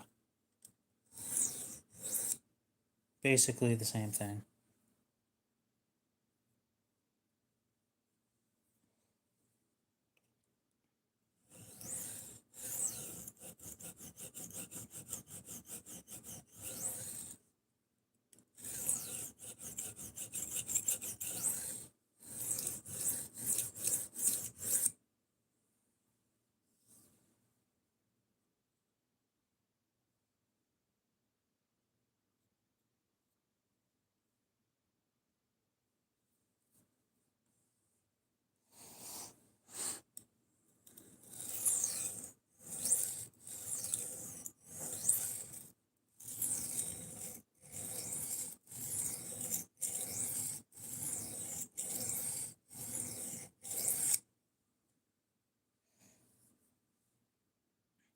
But the kind of thing I'm talking about is that they've been doing this shit for thousands of years.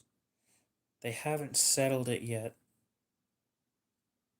Every movement for peace talks doesn't go anywhere.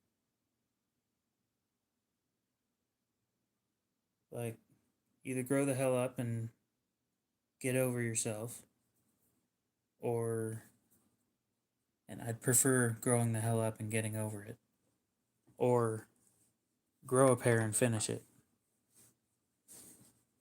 It's one of the two.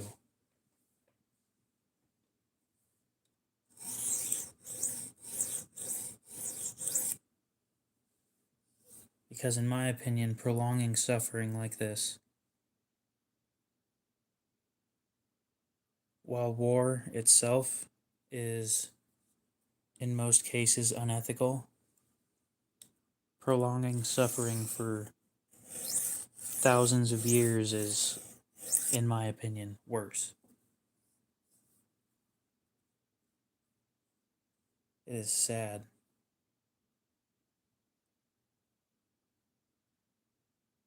Damn it, man, I gotta sharpen this shit that far down.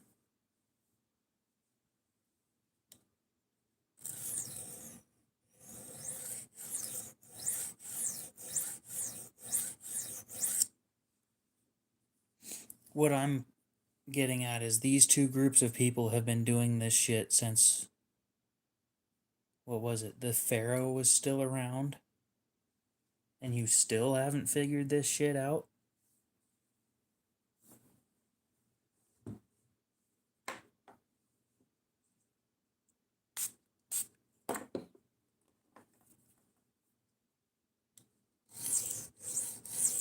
Oh, I'm in a good mood. I'm perfectly fine.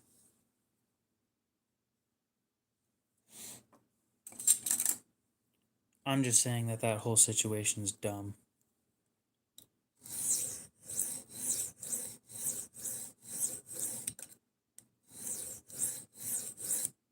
Well, there's another thing. Nobody else needs to get involved.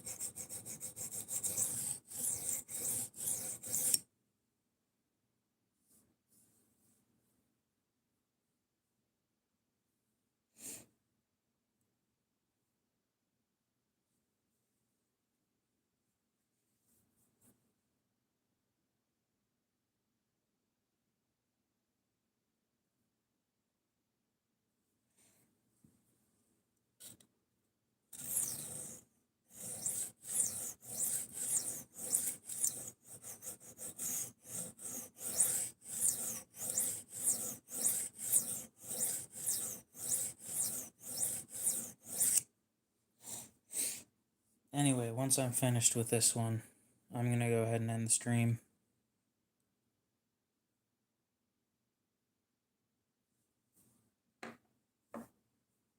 Looks like we're moving back down to the 140 because the 400 isn't doing it.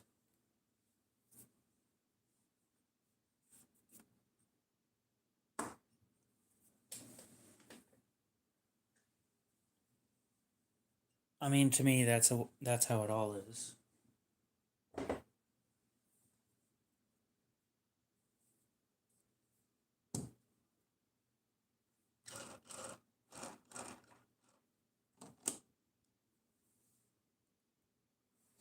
Now, what blows my mind, I think some of you will agree with me on this, but not everybody.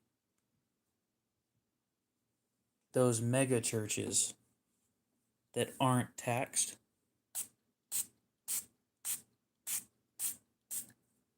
tell me how the people who own, or not own, but who run these mega churches are worth as much as they are if they can't be taking, I don't think that they can take a salary at a church.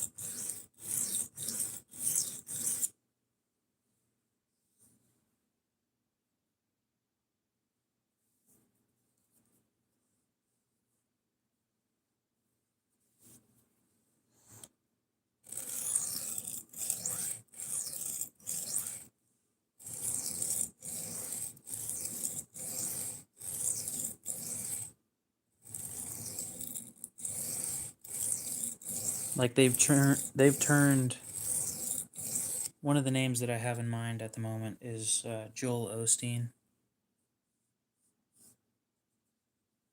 who is the president or priest or top priest, whatever, of a mega church, right?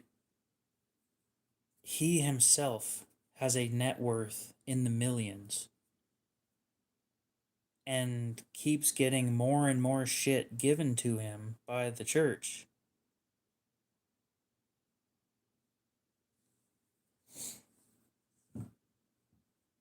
This is an Atoma 140 grit.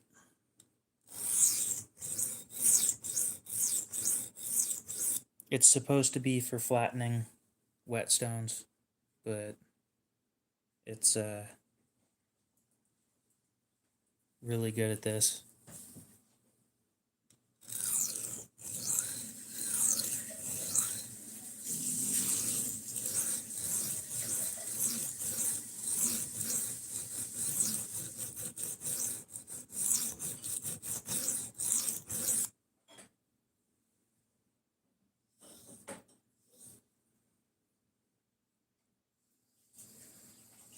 I personally don't have an opinion on what it is because I don't have any facts, and I try and base my opinion on facts, but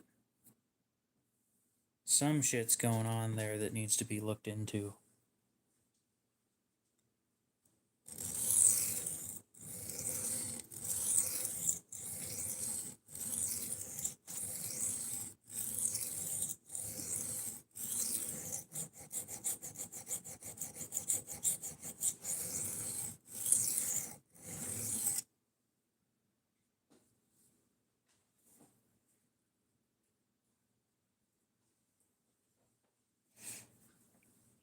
Have you seen the concerts that go over, that go in the, go on in the super churches or whatever they are? Oof, that sucks.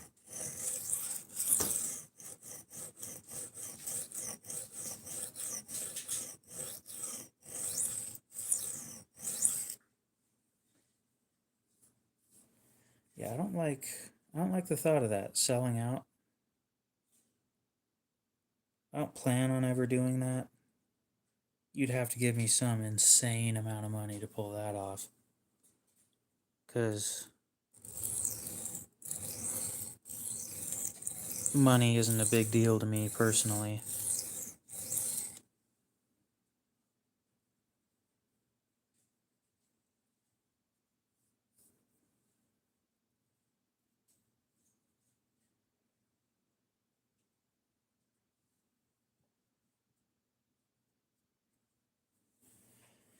Unfortunately, I have to agree with you. I wish the number was lower.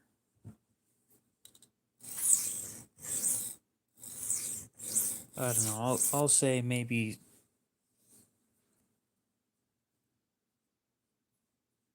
there's a good 30% of people that I'm surprised they're alive at their age.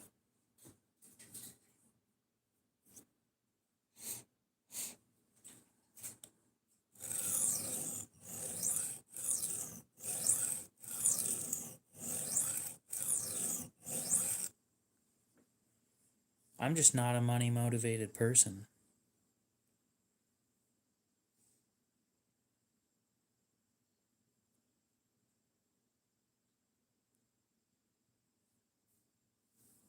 Like, you guys can ask my parents. When I was a kid, you could have offered me like 10 grand to clean my room, and I still wouldn't have done it.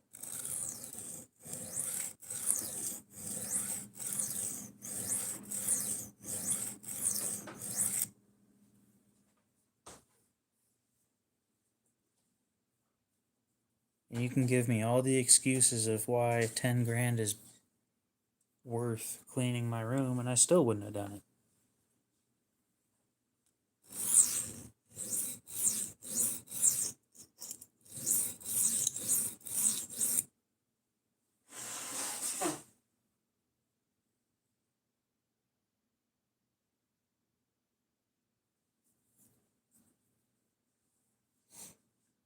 Sure, it's great, but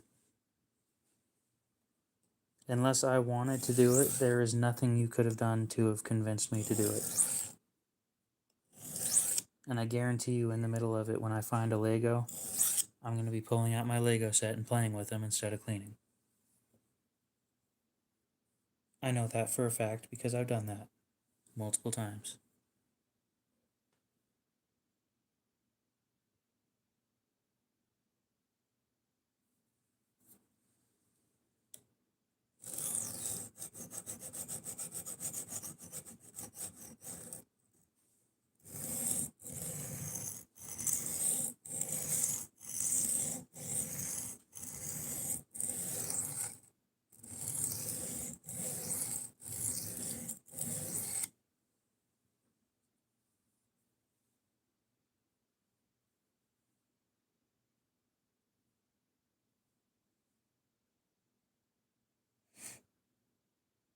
Like, if I'm sitting there doing nothing, having my me time, and you said,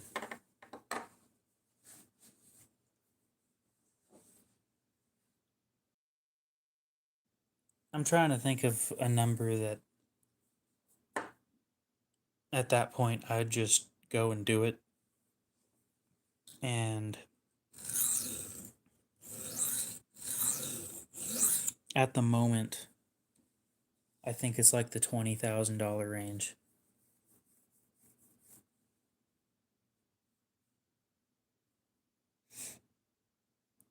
To get me to do something that I really don't want to do, probably around 20 grand. As dumb as that sounds.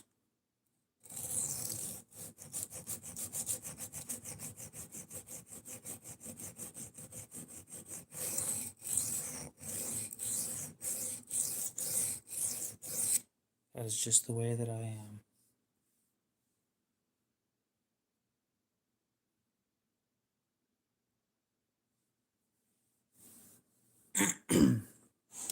I didn't like being outdoors a whole lot.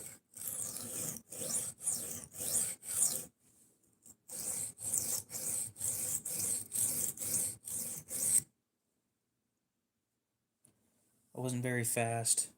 Wasn't very good at running. I wasn't very good at much, so going outdoors just wasn't my thing.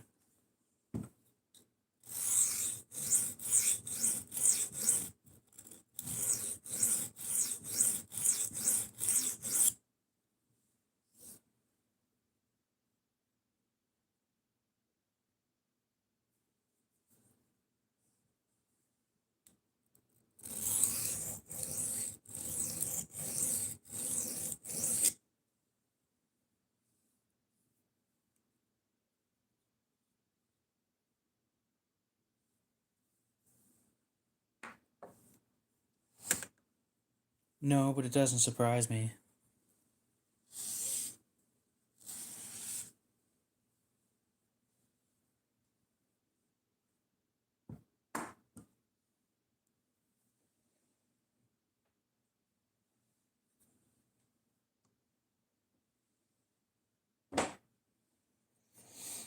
People who aren't motivated by money tend to not give a shit.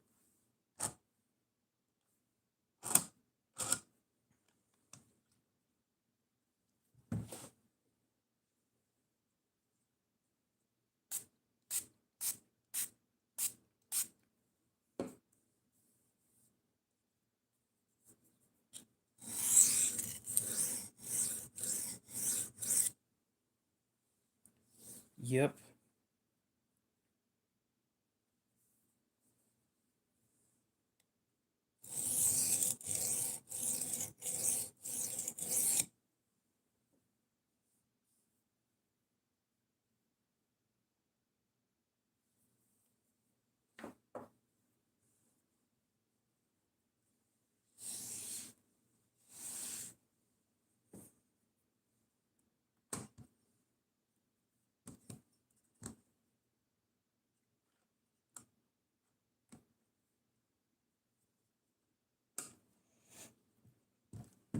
I don't tend to like people very much. I think it has something to do with, unfortunately,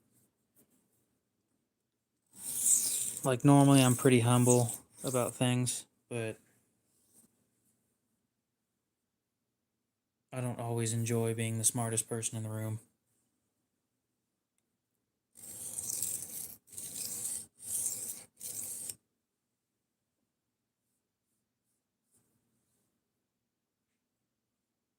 I'd like to learn something every once in a while.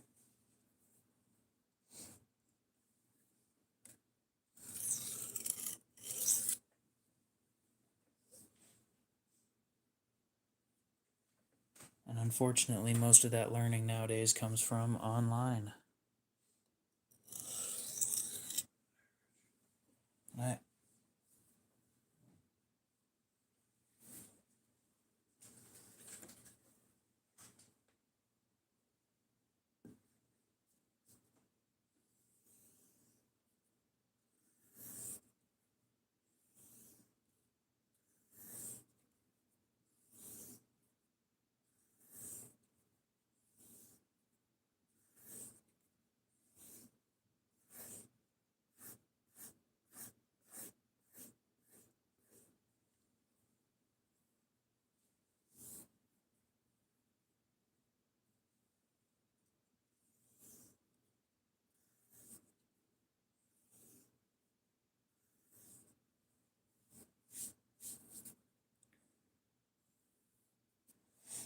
one of the things, again, I was just talking about this, that sucks the most is walking into a room full of adults and knowing you're the smartest person in there. Just based off of how they act. A lack of common sense in the modern day is extremely disappointing.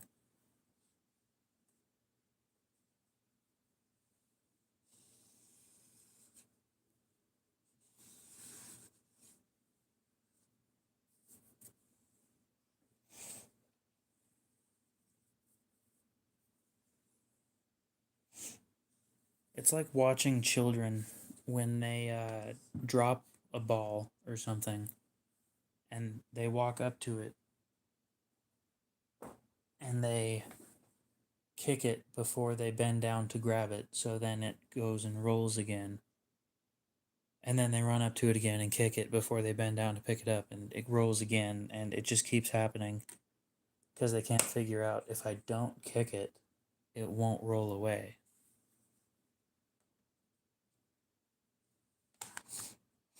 Because I haven't met a single person who enjoys bending down to pick something up.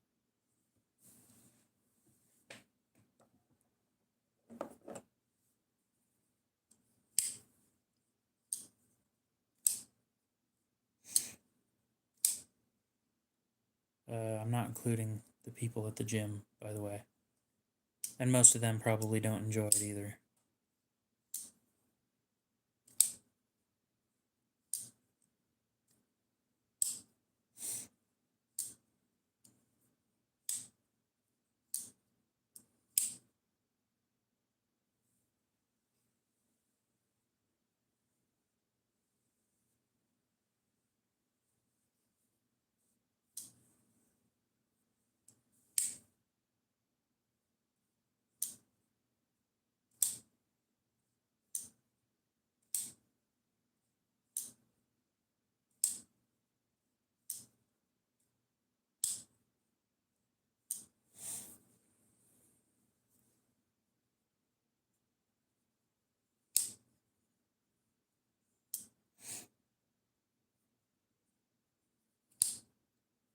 Could you say that again in a different way?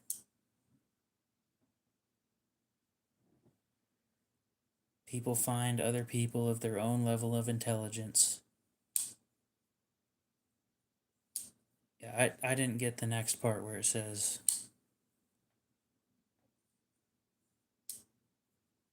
new knife arrives next week on Wednesday, and I'll probably end up getting it on the Monday after. The part I didn't get was the being more intelligent than even higher level intelligence. I didn't get what you were trying to say there.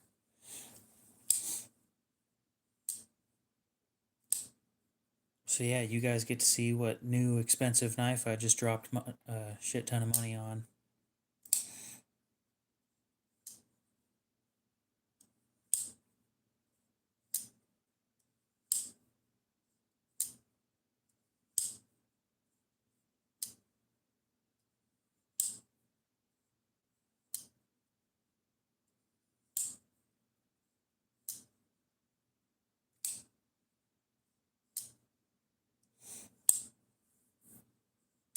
What do I think of Ganzo knives? I haven't held a whole lot of their knives, so I can't give you a good opinion on that personally. The one I did hold was used and it was in rough shape, so I can't give an opinion based on that.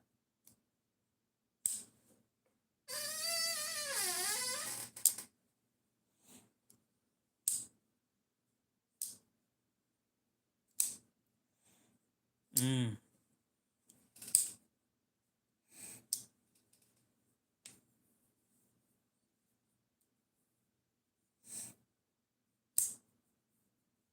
Okay, now I get what you're trying to say.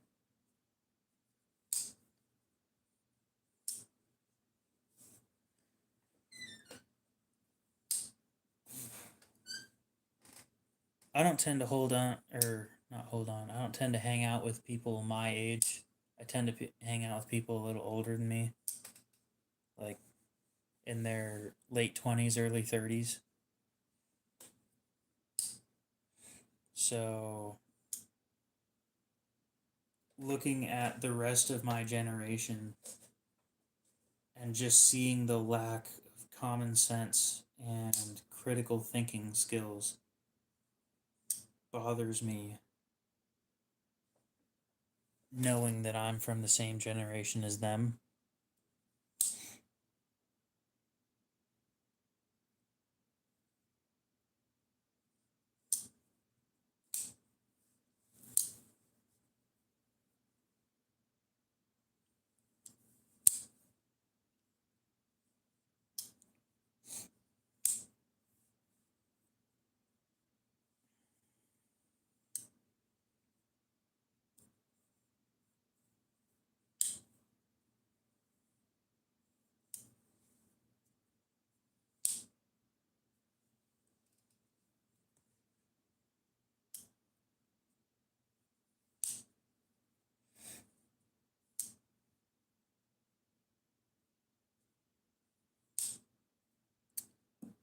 Yeah, I could see that.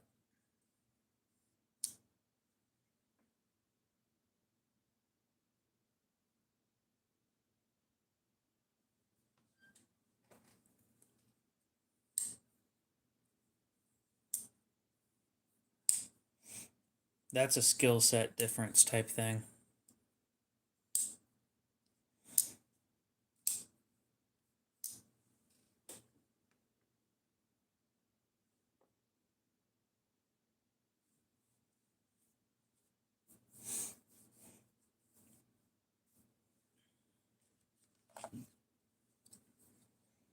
So, what do you guys think about? Well, since it's only like one of you guys talking, Mike's Customs might say something, but what do you guys think about me making shorts talking about the history of certain knives? Like making a short about the history of the Kershaw Blur.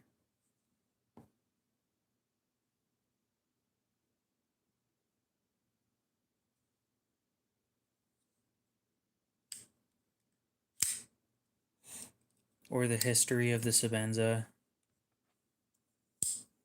It'd be cool to try and get in contact with Chris about that. See if I can get any insight on that. Where the idea came from, stuff like that.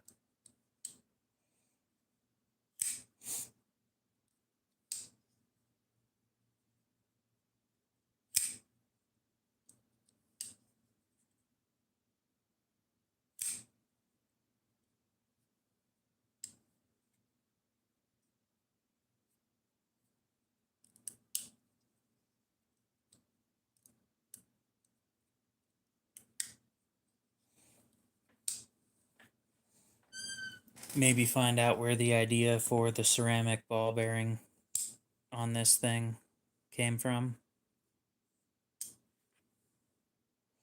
I don't know.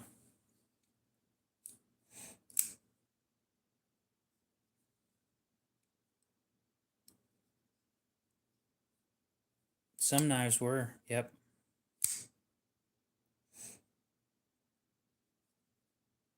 Some knives were very cheap back in the day.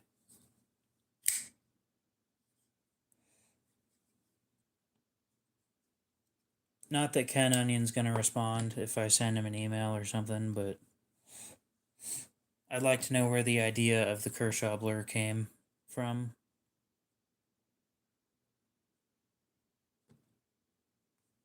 He has a very distinct design signature. So when you look at a knife, you tend to know if he's the one that designed it. Same thing with the Jesper Voxnez. His designs, they're pretty obvious when they're his. Sinkovich is something similar too. When he designs a knife, it's pretty easy to figure out that it's his.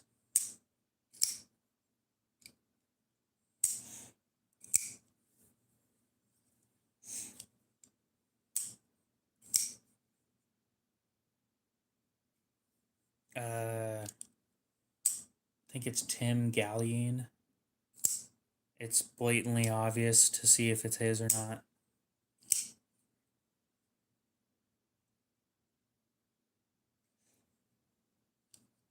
And interestingly enough,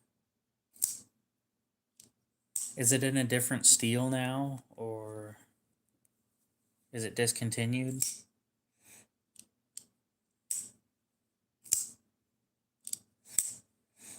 I don't think the prices on these things have gone up since they came out.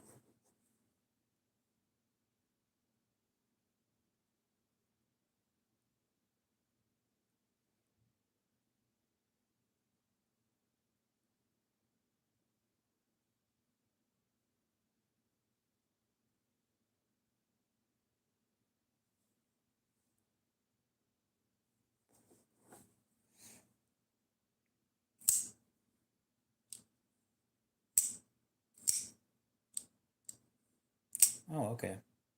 So they have gone up over time. Just not much.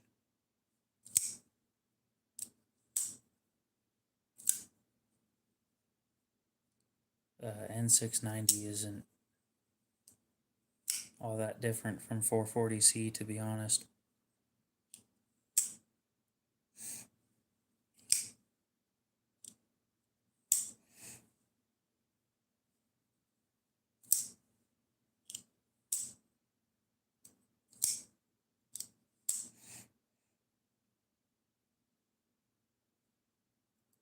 So it looks like in 1992, according to this dude,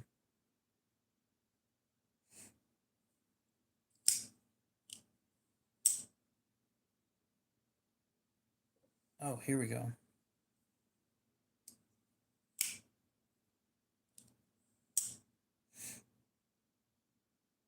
Oh, interesting. That's a cool paper.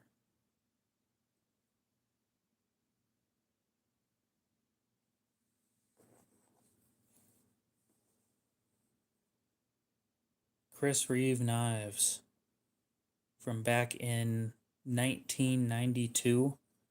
The Sebenza was brand new back then. $265.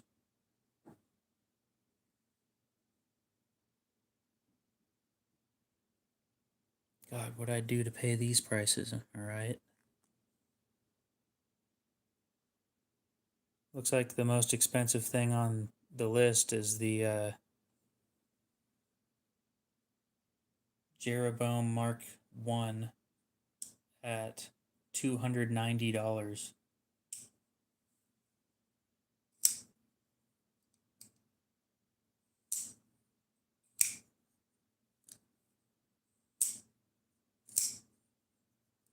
For your convenience, we accept Visa and MasterCard.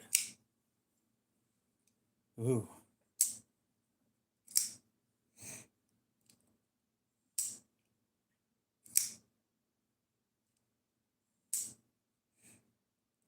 $61.47 Corporal Lane.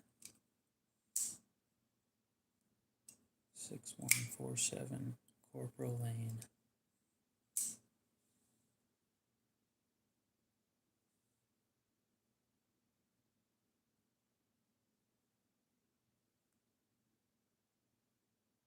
Six one four seven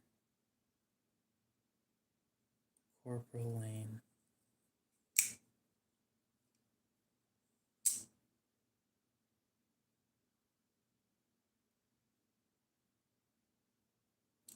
Oh, that's a cute little place.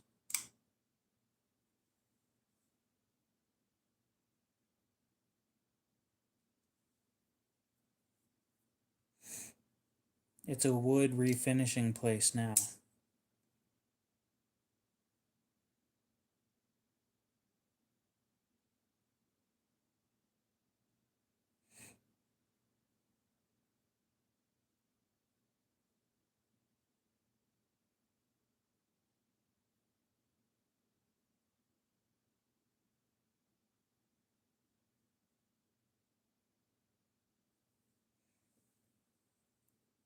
The place where Chris Reeve knives were made back in 1992.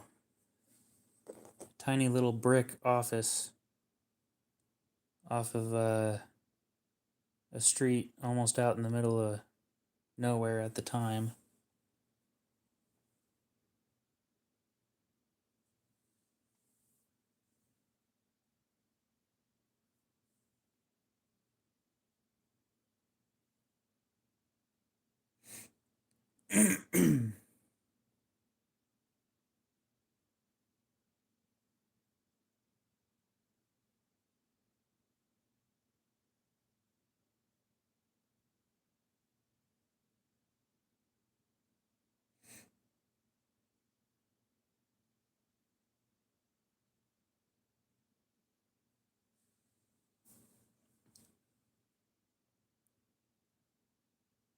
Oh, I know where that is. That's really close to the pawn shop that I go to all the time.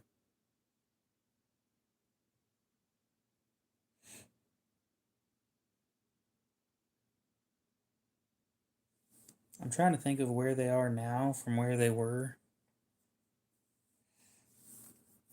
They're on Franklin now. Or off of Franklin.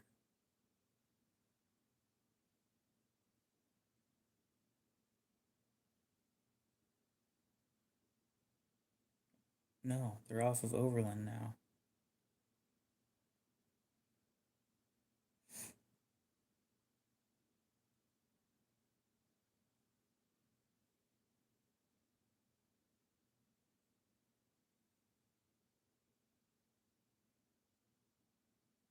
Nope. They're off of Victory. Yeah.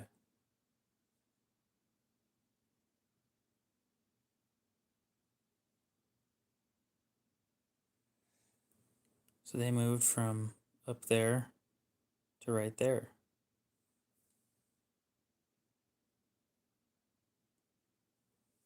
Hmm.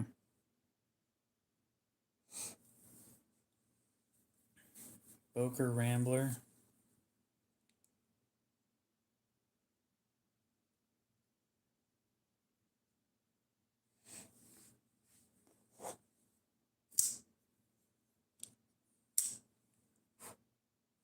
The Sabenza folding knife.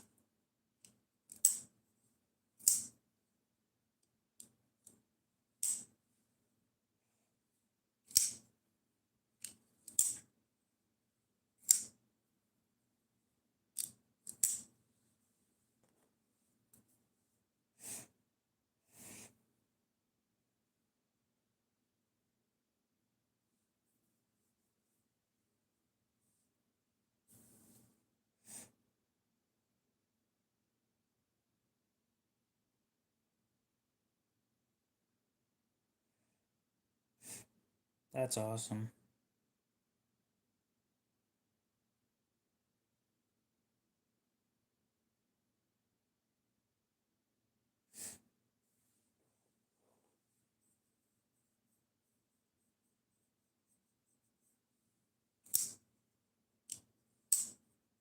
No.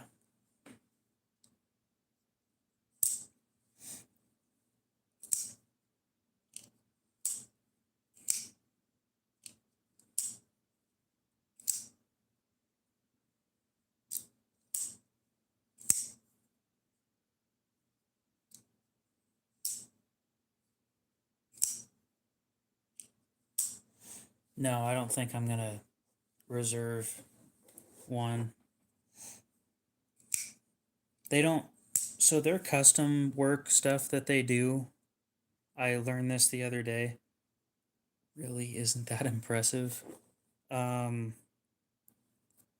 they don't do a whole lot of options. That you don't get a lot of a choice on stuff. You get to choose between single or double lug. There's certain scale options you can make, and you get to choose the color of the anodization of the hardware, specifically the thumb stud and this lanyard pin, and that's it. That's all you get to choose. You get whatever steel is there at the moment, which is Magna Cut at the moment. And that's all.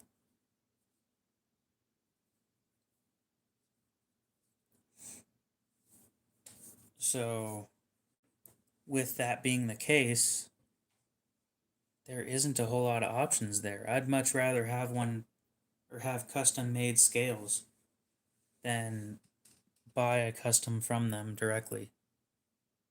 It just isn't worth it to me. It's the same knife as a plain Jane, but with some different colors, basically. That's about it. I mean, you can get a polished blade. That's a fair upgrade. I don't want a polished blade, but you can get a polished blade. It's $150.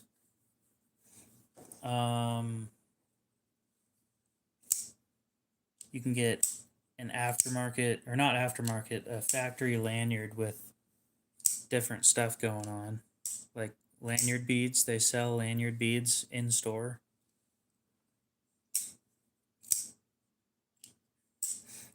If you guys want a lanyard bead from the Chris Reeve shop, hit me up. I'll sell them to you for cost plus shipping.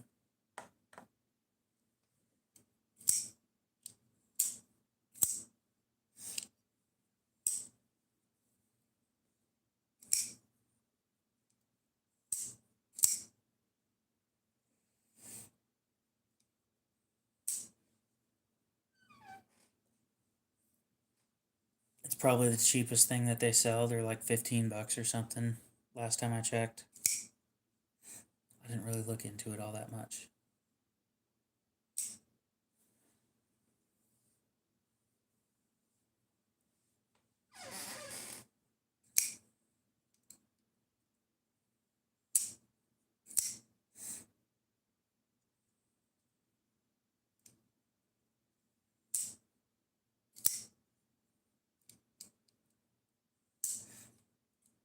Am I going to resell my Sebenza? Fuck no. I'm keeping that shit. If I were to keep one knife at the moment, that is it.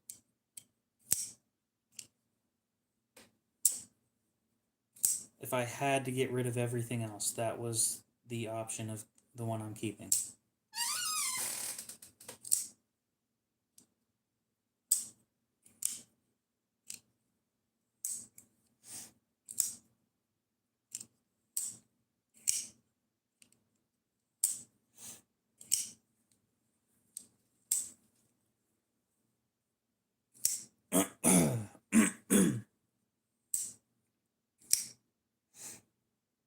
So what do you think that the money that this channel makes should go towards? Because I've got something in mind, but I want to hear my subscribers' choices first.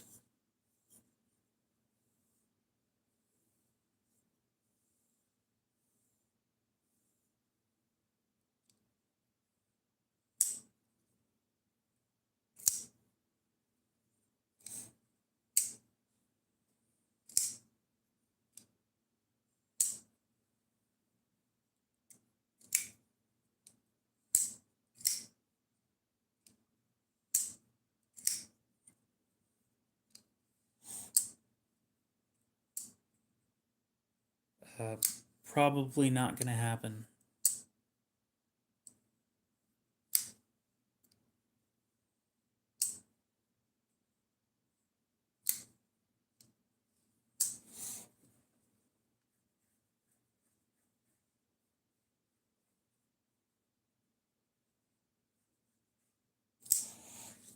No, I love a good satin. I love a good belt satin. And I just prefer stonewash because it hides scratches better. As it ages, it just looks better.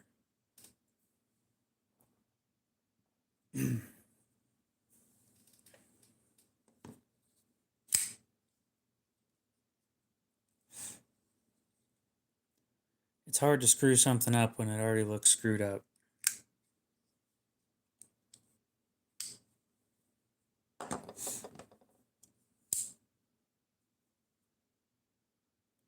Now that's a high-end stone wash right there.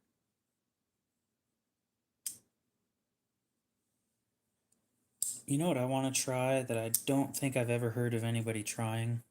And I think I'll be doing this with my reblades. I want a glass wash. Yeah, but it just, once you get that first scratch, you feel terrible about it. Like you'll come to terms with it, but with a stone wash, it's kind of hard to notice. That's why I prefer stone wash. It just hides stuff better. Casey Anthony, appreciate it. How's it going? Damn, and I think I was about to end the stream again.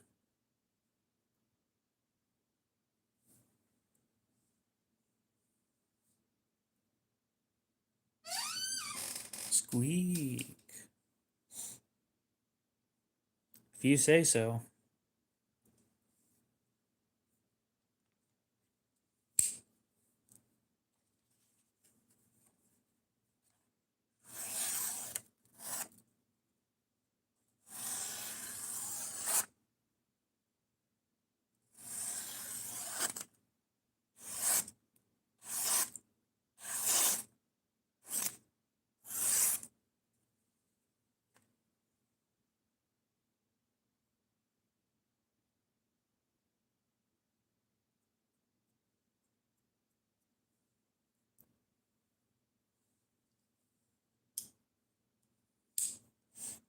I don't like acid wash, like at all.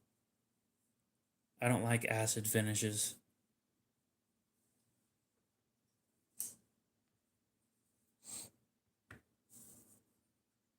Maybe if I tried it out, I've never tried it personally, but I just don't like the way it looks. And every time that I've held something that's acid washed, it it's got a little bit of a grittiness to it. This is a Chris Reeve Sabenza.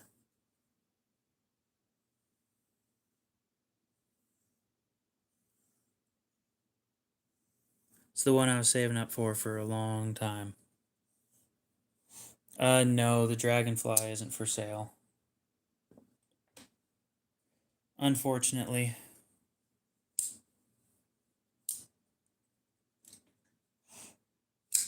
I've got a list of shit that is for sale, though.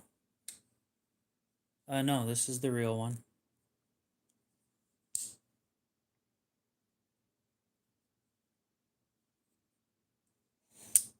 That one, this one, or that one?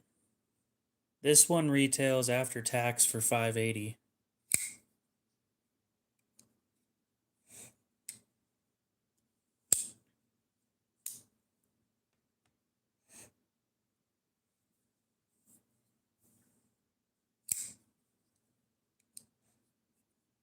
I don't have a fake Sabenza. Yep, I spent $580 on that.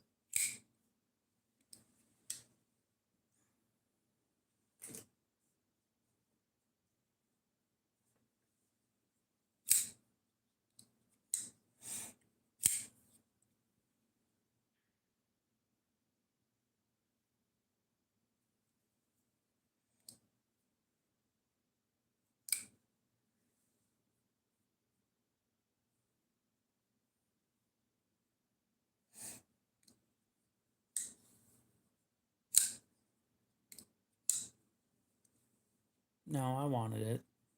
And I paid the price for it.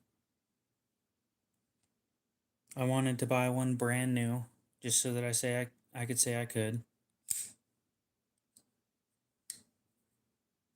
No, you can't. On the bright side, if you send it in, I'm pretty sure that having them re-blasted is free.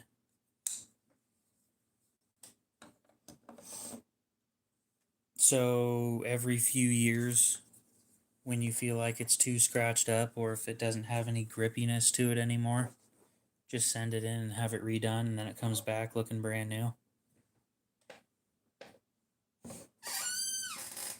Squeak.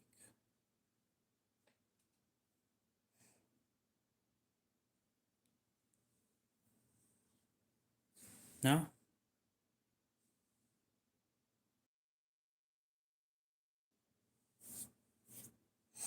Nope.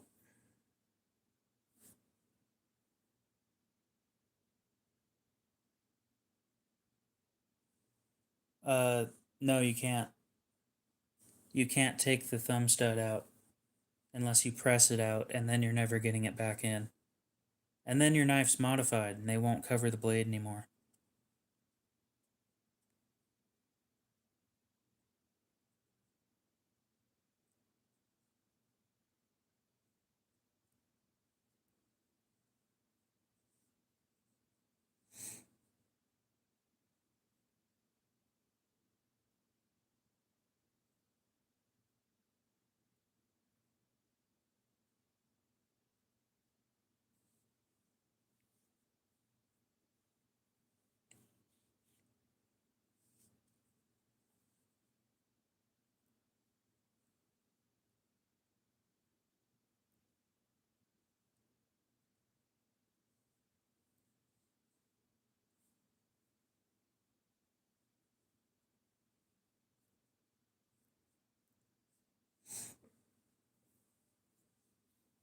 And the blade is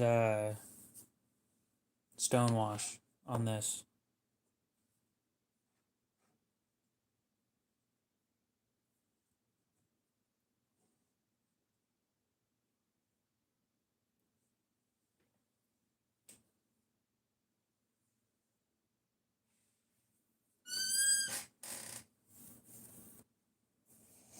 I do need to get another one of those, though.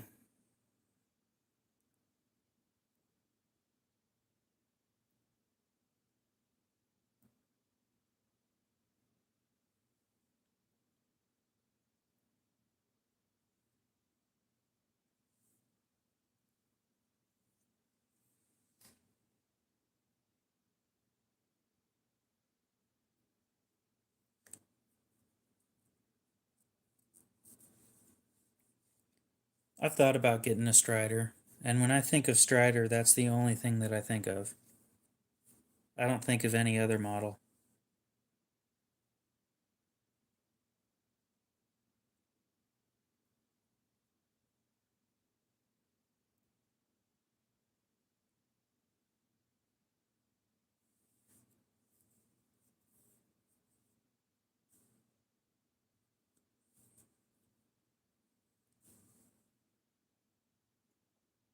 I'm going to be honest, for a while there, I didn't know that Strider made any other knives.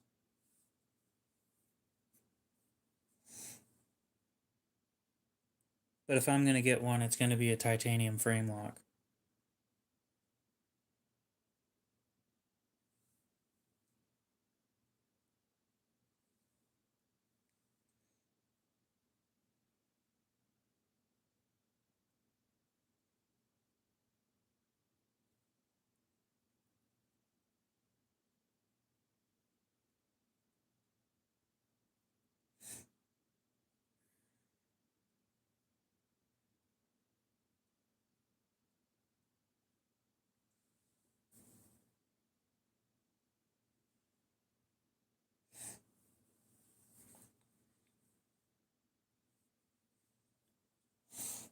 I can already tell that that shit's going to be expensive.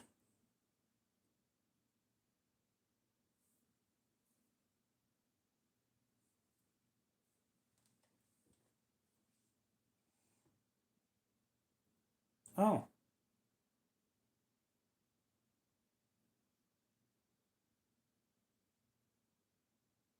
Never mind. That one needs to be Magna cut at least.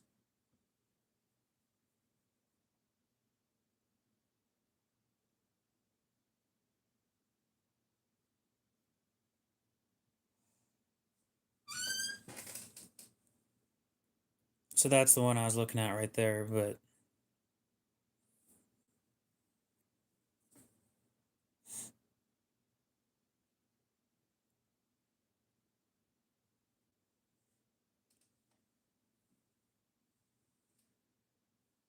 the problem is it's in CPM 154 and it's $900. That ain't gonna happen. Not for me, it ain't. I really don't like that blade though.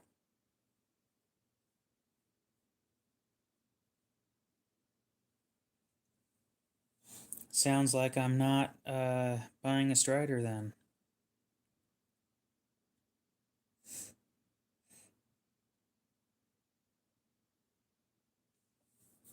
Just because I got into expensive knives doesn't mean that I need all the expensive knives.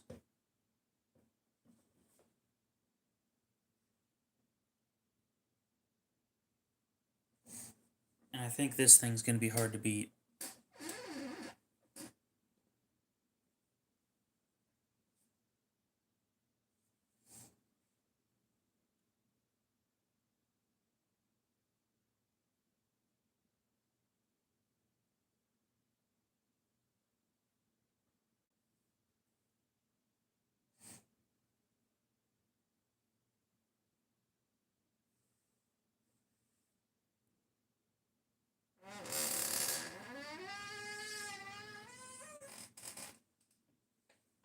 I'm completely wrong. Have you held one of these?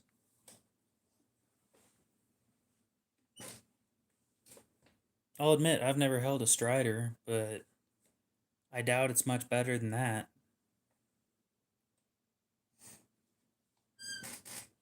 I also have my own opinions.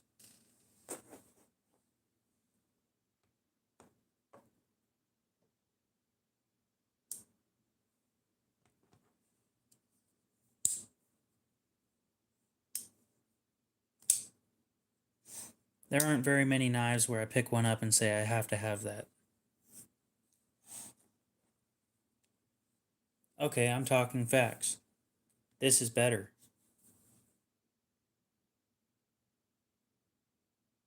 Happy now?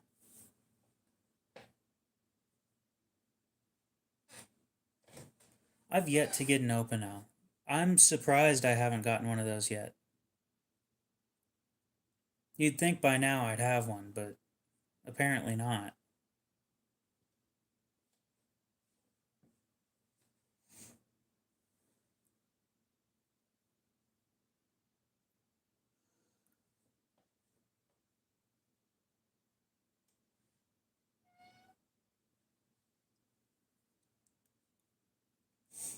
I do need a titanium table.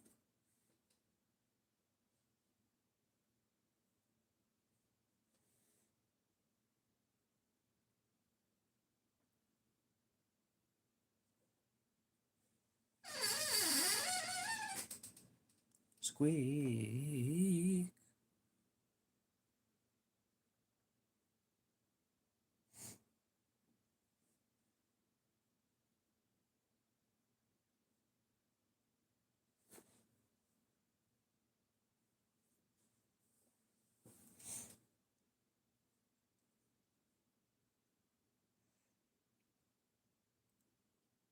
I don't know, man. I just don't like the design of the Strider enough to say that I'd pick that over the Sebenza.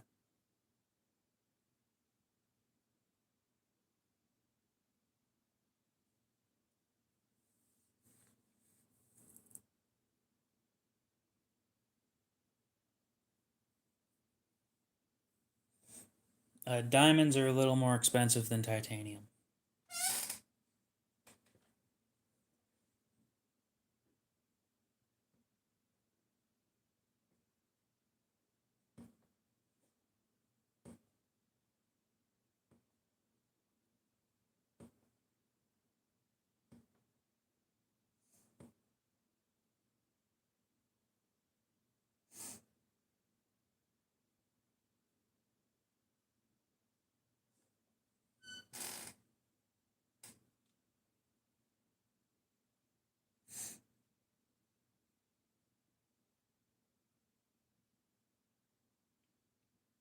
Damn, that thing's kind of ugly.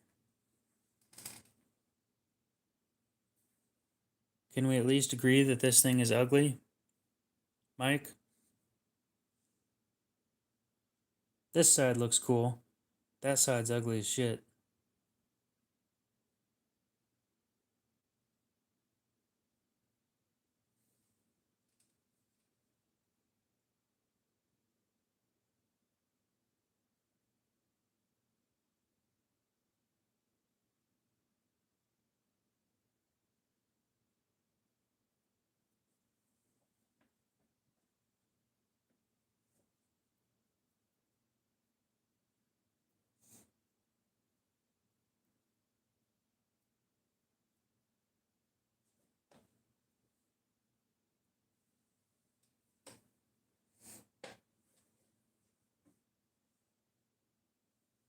Don't get me started on deformed things. I think it's just kind of ugly.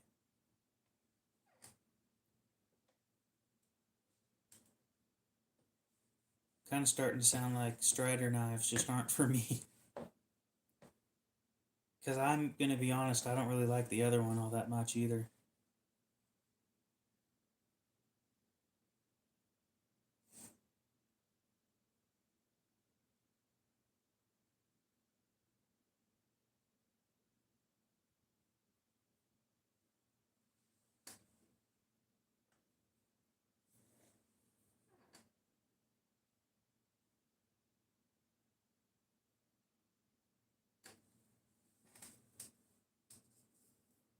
Fiat Multipla is ugly as shit. I already know that knife. Or knife. That car. That thing's ugly. A special sort of ugly.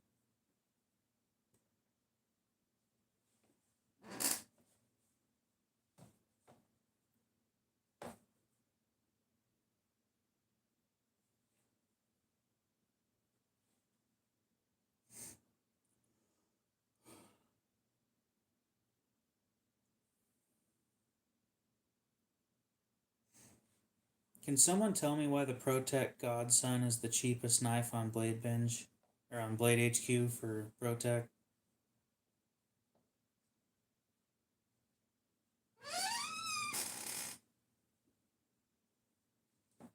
I'll agree with that. The Fiat Multipla is definitely uglier than that knife.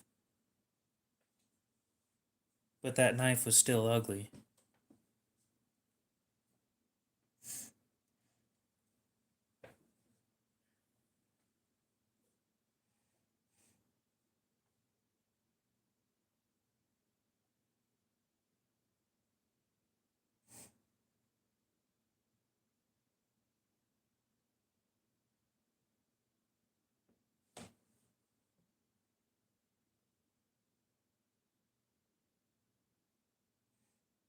If you guys have never seen one of these Protecs in person with the sapphire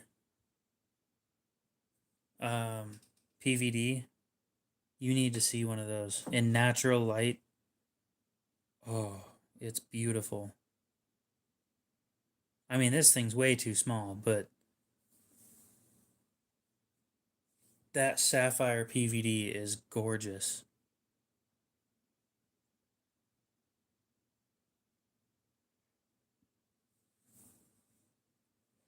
Never tried a Protec Balisong before. I'll take your word on that one, though.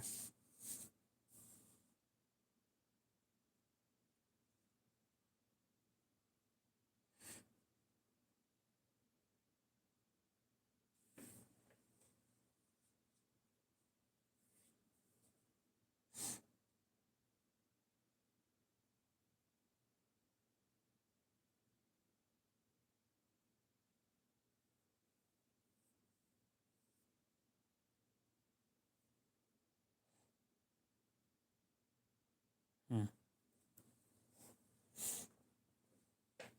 They make some interesting stuff, but they're pretty much all automatics. Some of them aren't, but most of them are.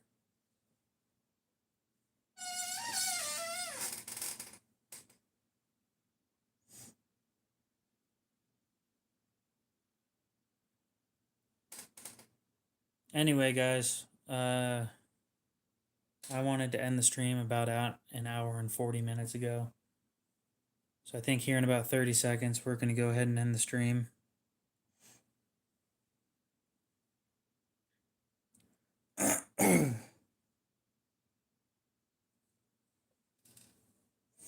I agree. I think the Stitch is ugly as hell. I'm not saying it's a bad knife, I'm just saying it's ugly.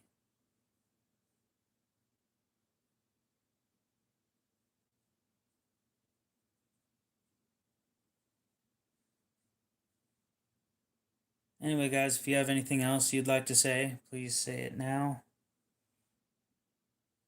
And then I'll go ahead and end the stream.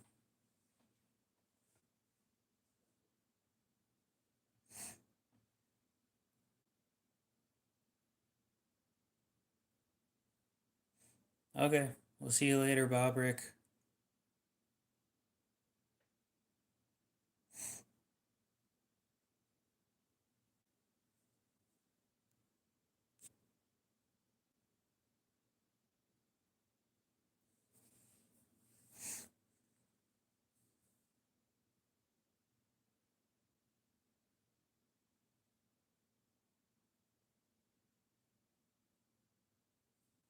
Okay, seems like that's it.